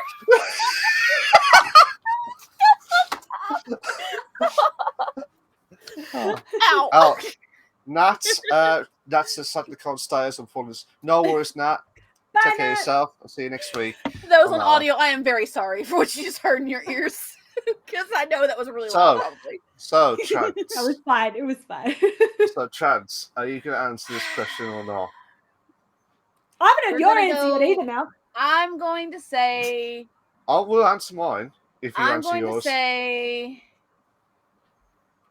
Because I feel like I'm going to be trapped if I say any of the above. I feel like it's going to come back on me if I say any of the above. On the above. It's below. Yeah. I'm going to say melons. Why not? 3 for melons. Full house. Damn. Melons it is. On that one. So there you go. I just feel like it's going to come back and bite me in the ass. I just feel like it is. Bite you in the ass. Melons. I don't have. Bite you in the peach. Yeah. That too. That's yeah, definitely on that. But yeah, I mean, that was just mad. To be fair, I can't believe we've done 3 hours 34 minutes. Sorry, 3 hours 35 minutes already. Yeah. We'll probably do a few more questions, and then we'll probably call it a night of the podcast, or morning, or afternoon, wherever you Whatever are. it is for you. Absolutely. We have breakfast after this. What do you reckon? Yeah. I'm going to sleep. Waffles. No, after French the- toast. French toast. I might actually go to sleep. I might actually just go like lie down. That's fine. But I have to go to Target to go pick up my Spice Girls t-shirt at some point. I bought a Spice Girls t-shirt. Nice. Like they brought back Vanilla. like the original one from '95. I was like, oh my god. Vanilla, it's not that I fear fruit. Okay. All right. No, it's not that I fear the fruit question. I just know the innuendos that come along with the different fruits. That's all I'm saying. Just imagine him laughing at the In background. my head. That's exactly where my mind's like, I know where this is going. I know it's going to come back and bite me in the ass. I know it's going to happen. So that's what it was. It would have been the peach. Biting the peach as well.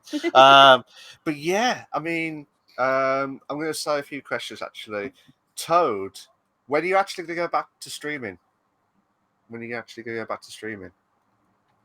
I've never really No, when you're actually going to properly start streaming. You should.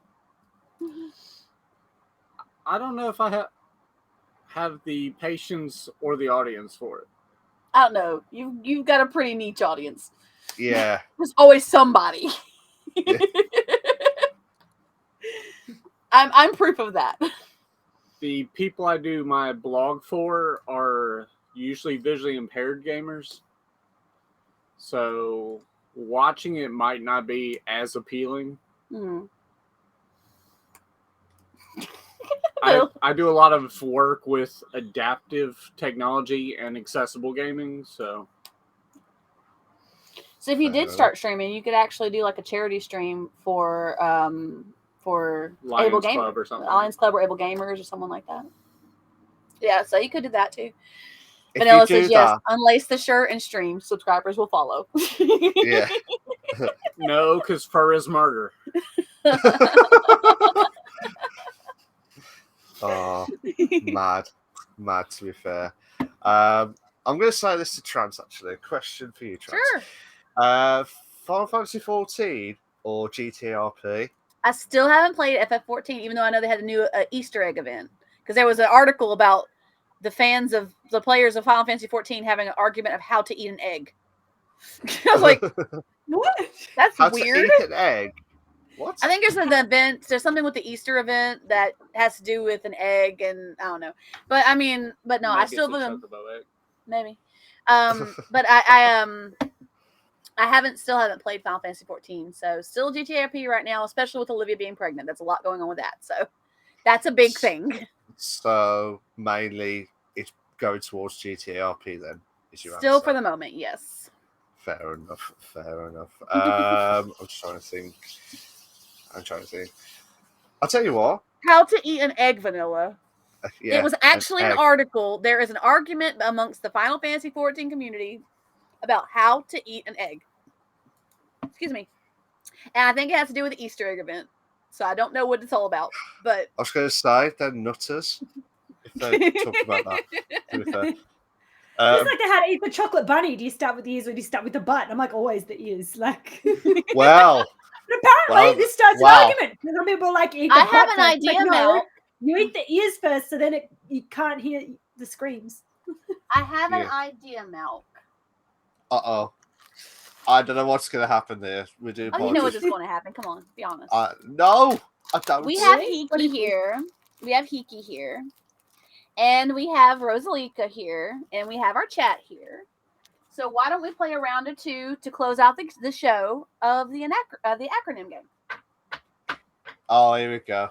What is the acronym game? This is going to escalate quickly. I'm counting on it. The acronym game, I made some. I put some of those educator flashcards, the ABC flashcards, and I put them on cardstock. And what I do is I draw either 3 cards, 4 cards, or 5 cards for easy, medium, or easy, regular, or hard mode. And you have 30 seconds to come up with an acronym from those cards. And you have to explain what your acronym stands for. Also, what your acronym, your organization, group, law, whatever you want to call it, does. And we get to pick which one is the best one. So, all right?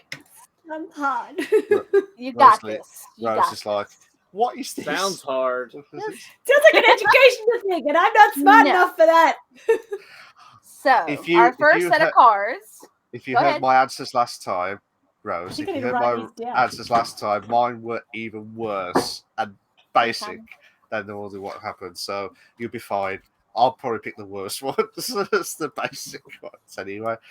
So don't worry. Sorry, Trans. Carry on. You're good. I'm actually closing out stuff on my phone so I can have the thing for us to do this. I want to have my stopwatch up here for us. Okay. Your stopwatch. My stopwatch. Yeah. Okay. Ready? So the first one, we're going to do 3. We're going to do 3 for the first one because 3 is the easiest. It's the easiest one, and it gets harder as you have more cards. So, so we're going to start with 3. So our first 3 is going to be T O H. TOH. You have 30 seconds to come up with what TOH stands for, like an acronym, what it would be standing for, and explain what that organization, group, law, whatever it does. So 30 seconds starting now. Wait, quick question. Does it have to be in that order, or do you swap the order? It has to be in that order. Okay. Yep. And you can think about it to yourself if you like. You can work something out in your head. We're already down 15 seconds. TOH. You're part of this too. I'm done. He's already got one. All right. I'm not going to be a part of this one because I'm dealer, so I'm not going to worry about it. Even in the game, the dealer usually isn't a part of it. And time. So, TOH. Where should we start? Start with Rosalika, who's our guest for the week. So I'll let her start. Tattered old homes. Okay. They sell derelict houses. Okay. All right. I like it. Ooh, all right, next house. That is better. That's pretty good. Vanilla. That's way better. I'm gonna let Hiki go next. What's yours, TOH? Tons of hoes.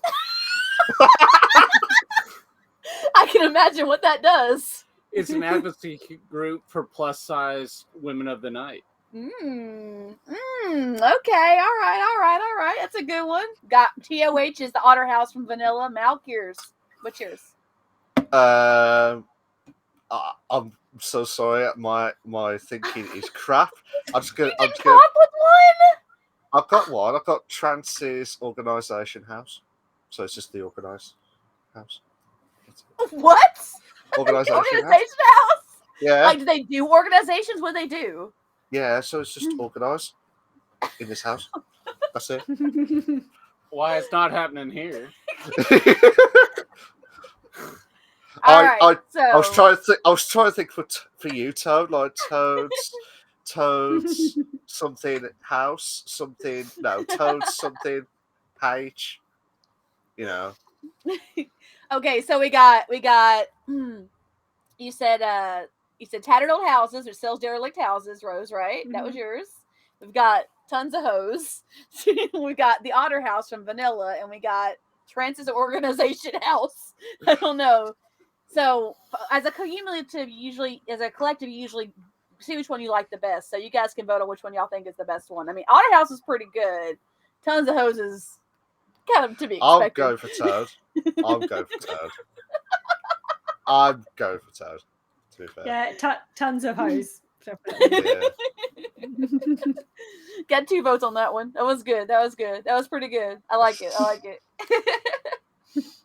All right, we'll do one with each. We did 3, we're going to do 4, and we'll do a 5, okay? And now we'll close out the show that way, okay? Yeah. All right, you ready? Fine. Y'all ready for 4? No. Reset. We'll try. All right. Starting. Reset now for 4.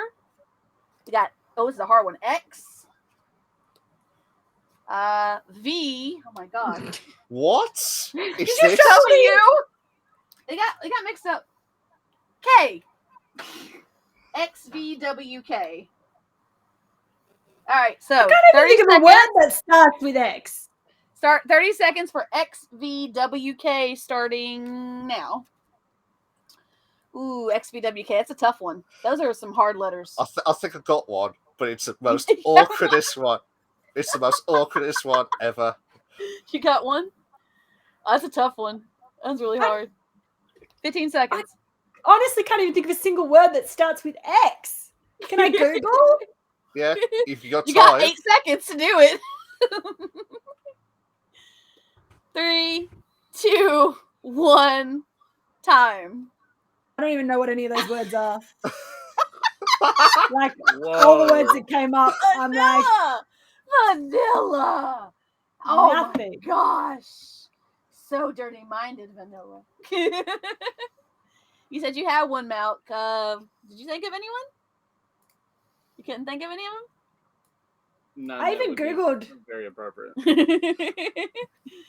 Well, time's up. So yeah, 30 seconds to think of what for XVWK. That was a tough one. That was a really tough one. So we got vanillas, I guess. Malk, you said you thought you had one? Yeah. X-ray vision with knickers. That's it. Would you care to explain to the class what this is? No. No. I can imagine. I can imagine what that would be. I'm glad you thought about that. That was what I thought of quickly, and it was escalated quickly. So we got vanillas and we got X-ray vision with knickers, I guess. I don't know. Choices are tough on this one. And no one else could think of one. So which one do you guys like best? I was going to say, I did have the rest of it, but you inspired me with X-ray. Can I steal it and say X-rated? Okay. X-rated. It was X-rated void with kinks. Ooh. So I can imagine what that is. I'm like, void with kinks. And I'm like, but then what the hell is X? I'm like, you're right, X-ray, X-rated. I didn't even think that I could use the abbreviated words. Yeah, it counts. Use a hyphenate. It's a hyphenate. Yeah, he's right. Yeah, I wasn't sure if I was allowed to, so there you go. Yeah, so we got Xander's from Vanilla. We've got X-ray vision with knickers, and we've got X-rated void with kinks. So which one do we think is the best one on this one? Zero. Seabrock's very wild out. Oh, it was a K. It was a K. It's a K. K. Oh, that's harsh. You gotta give that to. That's a tough one. I'll give it. It's okay. It's hard to see it anyway, so I get it. Oh man, which one do you guys like one the best? It's okay, Thurman. It was a good guess. It was a good one. That would have been a great one if it was another X. If we're going to go this mature, do we want to hear mine? Go for it. I would love to hear it. Sure. Why X-rated not? virgin harem keep.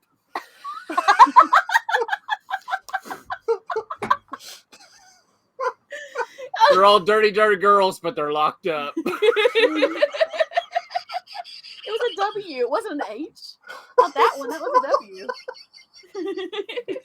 That's okay. You can say Horky. Oh, you guys, that was a tough one. That was a tough one. Do we have a favorite on that one or no? That wasn't tough for me. That was class for me. That was very good. Very good. We got one more to go. We'll do the 5, and that'll be the last one for the night. Oh, is X-rated virgin's harem keep? It was W. So, it was W instead of an H. All right. Last one. We're going to do 5. This is the toughest one. This is the hardest one. Hardest one. So, letters hopefully are good for this one. So, we got 5 this time. So, this one's going to be B, P, F, 2 F's, okay? Q. B, P, F, F, Q. Starting now. This is the hardest one. This is 5 letters, but you got easy letters on this one, most of them. I love hearing you guys come up with these. Because if I was playing this, I'd play this with my friends at a table. B, P, F, F, Q. B, P, F, F, Q. Come on, guys. B, P, F, F, Q. Mine's just going to be awkward as hell, so I'll try my best. You got one, Rose? 5 seconds. Oh God, I don't know. Time. All right. BPFFQ. It's B. B as in boy. But you can say berry. That works too. Berry purple French fried quail. Sorry. Quail. Quail. I like They it. said quail. That's cool. You have to explain it too, Theremin. You have to explain it. Did you come up with one, Rose? Yeah, I had Baby Princess, formerly Fabulous Queen, and it is an age reversing like Benjamin Button serum. Cool. I like it. I like it. That was awesome. Vanilla's preference for nice, Vanilla. Nice one. Now, did you come up with one? I only got to 2 letters, and then afterwards I got worse. So I'm not going to say it. I just said bitches pay, and then FFQ, and I've lost it. Okay. All right. I can't think. That was a tough one. That was a tough one. Yeah. Wait, did you come up with one?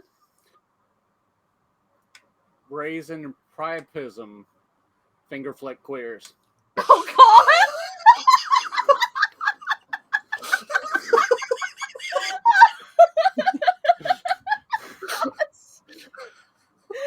Wow.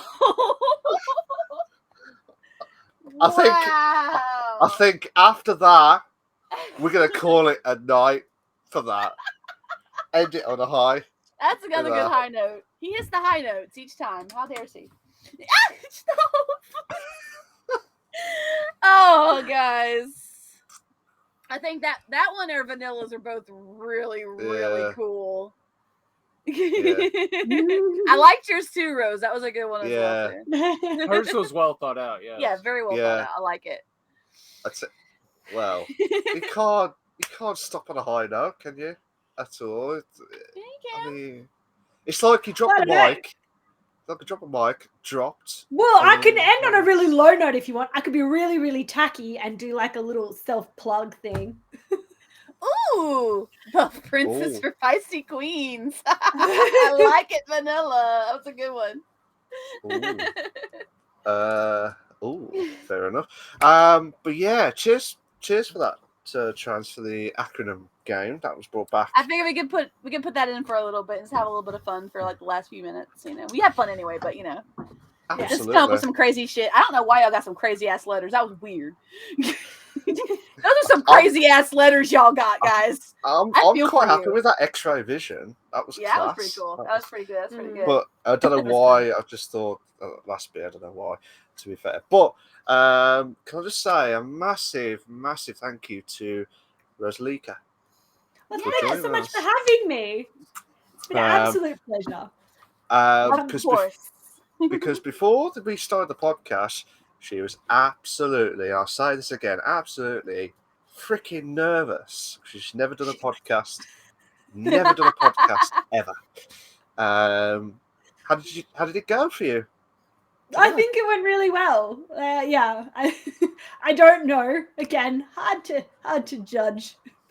But it's my first time doing anything like this. Like not even just a podcast, but like doing anything streamer related that wasn't just my own thing that I was doing. Like, you know, I built my Discord and I post things on socials, but this is my first time being invited to participate in something rather than, because collabs are collabs. They're usually just, 2 of you. But this is my first time doing anything completely different. Like this is so left of field to anything I've ever done before. So it's been absolutely wild and very exciting.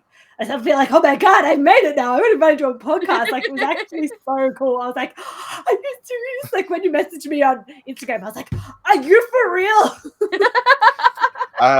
Like a real podcast. Yeah, we've got.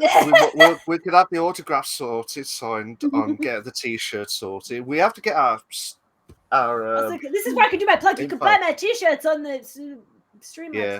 Well, you got to send me your address. So I know we're not talking about addresses, but you got to send me your address so I can send you the autograph. Yes, but that will be after the podcast. Wink, wink. Yeah. Type stuff. But like I said, with the cameo. No, sorry. The T-shirts and all the other stuff. Oh, yeah, I've lost. I was going to say, me and Trans will be discussing about the products for the Bish Bash Bosh podcast in hopefully in a few weeks' time. We haven't Let me decided guess, what you we're can going buy to do. one. Yes, you can either Yes. buy the actual streamers itself or the actual podcast itself, and but yeah, that's what we're going to think. Well, that's what we're thinking about anyway. You should What do we're it. gonna- You They should. brought it up. Yeah, I only set my merch up not that long ago, and it like once it's done, it's up there. You don't have to keep maintaining it. Like it's Yeah, just... it's true. Yeah, sorry for that. Yeah, I know. It's called merch. My mind just went blank after That's the, okay. the high note of the acronym game. That's just why my mind just went blank. But like I said, Rose, thank you so much for joining us tonight. Would you like to come back in the podcast? Absolutely. Am I allowed to come back? Yes. Of course. I haven't broken it too much because we did break the stream. Like We did. That's okay though. If you can handle the pressure of the chat on that side, There you go. you can handle anything. no, the chat's been lovely. I don't know Vanilla's what like, you're thank talking you, about. Rose, for being a guest, embracing the chaos. If you can handle Aw. our chaos, you can I handle am anything. chaos. Absolutely. But like I said, Rose, thank you so much for joining us tonight on thank a you for short having notice me. as well, because you was meant to be joining in May, but we had a slot free for this week, and I was very yeah. excited. Because there's a medieval event on that weekend. I was like, I told my sister I couldn't go. I was like, no, I can't go. I've got a podcast. She said, can't you move it? No, I'm you like, can no. go. And then when you said, oh, can you come this weekend? I'm like, yes. So it's the Society of Creative Anachronism. Yeah. Acronym. Yeah, The Yeah. acronym? that one. Okay. The acronym. Yes. Anarchism. No. One of those words. Just In a. medieval festival, you get dressed up and you get drunk and you have a lot of fun. You don't have to get drunk, but I do. Yeah, it's out of Wicked. town, so got to drive for like 4 or 5 hours to get there. But it'll be, usually camp out and yeah, just sort of run around in medieval garb and have fun. Like it's a lot of fun. So That I'm sounds excited. like I a can Ren go to fair. that. Like Nice. I still haven't gone to a Ren fair in my lifetime. I really want to go. you should go. It's a lot I of would fun. love to. Like I especially if you go would. for multiple days and go to the markets and stuff. Totally. Like it's really, really good fun. That's where my sister met her husband. Like they actually met at one of those events. Like it's such a romantic and adorable story. Vanilla is right. Full chaos really is Daddy Senpai being here for the whole stream because he's pretty much chaos himself. So it's all good. Yeah. Mm. Vanilla, I'm Brace not answering yourself. that question at all. So tough shit with that. Also, thank you, Rosalika, for joining us as our guest, but also thank you to I was just about to say. Kiki. I was about to say. Yeah. Toad, legend. Wait for it. Dairy. That's it. Toad, thank you so much for joining us on your cameo to join us with the podcast. I've missed being on the streams. Yeah. I mean, this is the first time a lot of the viewers have seen me, but Yeah. Yeah. I was part of the GTA streams a lot. He actually does exist, guys. He does. He is real. I promise. I'm not talking about the boyfriend. I'm not talking about some invisible thing. He actually does exist. He's a real person now. Have you enjoyed the cameo appearance in the podcast, Toad? Yeah. Next time I'll do it from another room. Fair Might enough. be easier. The echo is probably weird, huh? Yeah, the echo's really weird. I get it. Yeah. But yeah, we'll try and definitely bring Toad back into the podcast as a cameo again. And I'm sure he'll be absolutely. I want him to drop the high notes again on some of the parts because it was just epic. High notes? To be fair. Nope. We're on the Ledge. closing right now. No. If you can, Hi again. I'll play. I told you he's like poking me in the side. That sounded so wrong, Tran. Not like that. That No. sounded so wrong. That sounded. You do know that's going to be caught red-handed on this Clip podcast. it. Caught in 4K. Speaking of Caught in red-handed, 8K. her hand's been up my kilt a lot of the show. That is not true. Thank you. Excuse you. That's not true. My hand's been right here on my chair. Well, no comments at all, to be fair. So, I'd like to say thank you to Rose and also to Toad for joining us with the podcast for this, for morning, afternoon, evening, wherever you are. Hope you had a good time as well. Thank you to Trans, the hostess with the mostess, is each and every single week. Thank you so much. That was vanilla. I nearly said it. He almost got you. He almost got you. Sly. And on top of that, thank you to the host with the most, Malk over there in the UK, past the geeky guy. Right there, that's the host with the most. So we have been your dynamic duo, along with our +1, +2 today. So yeah. But like I said, I can't believe we've done 12 episodes. But like I said, Rose, whatever happens in your career in streaming, I hope you do become a success. Yes, absolutely. And whenever you do come back, we hope to hear that you've hit so many milestones on those single goals as well. Yes. Do you know what I mean? Because you're absolutely amazing person. You are. Couldn't make me cry. Don't talk about me like that. You're supposed to complain how annoying I've been. No, like, I want you.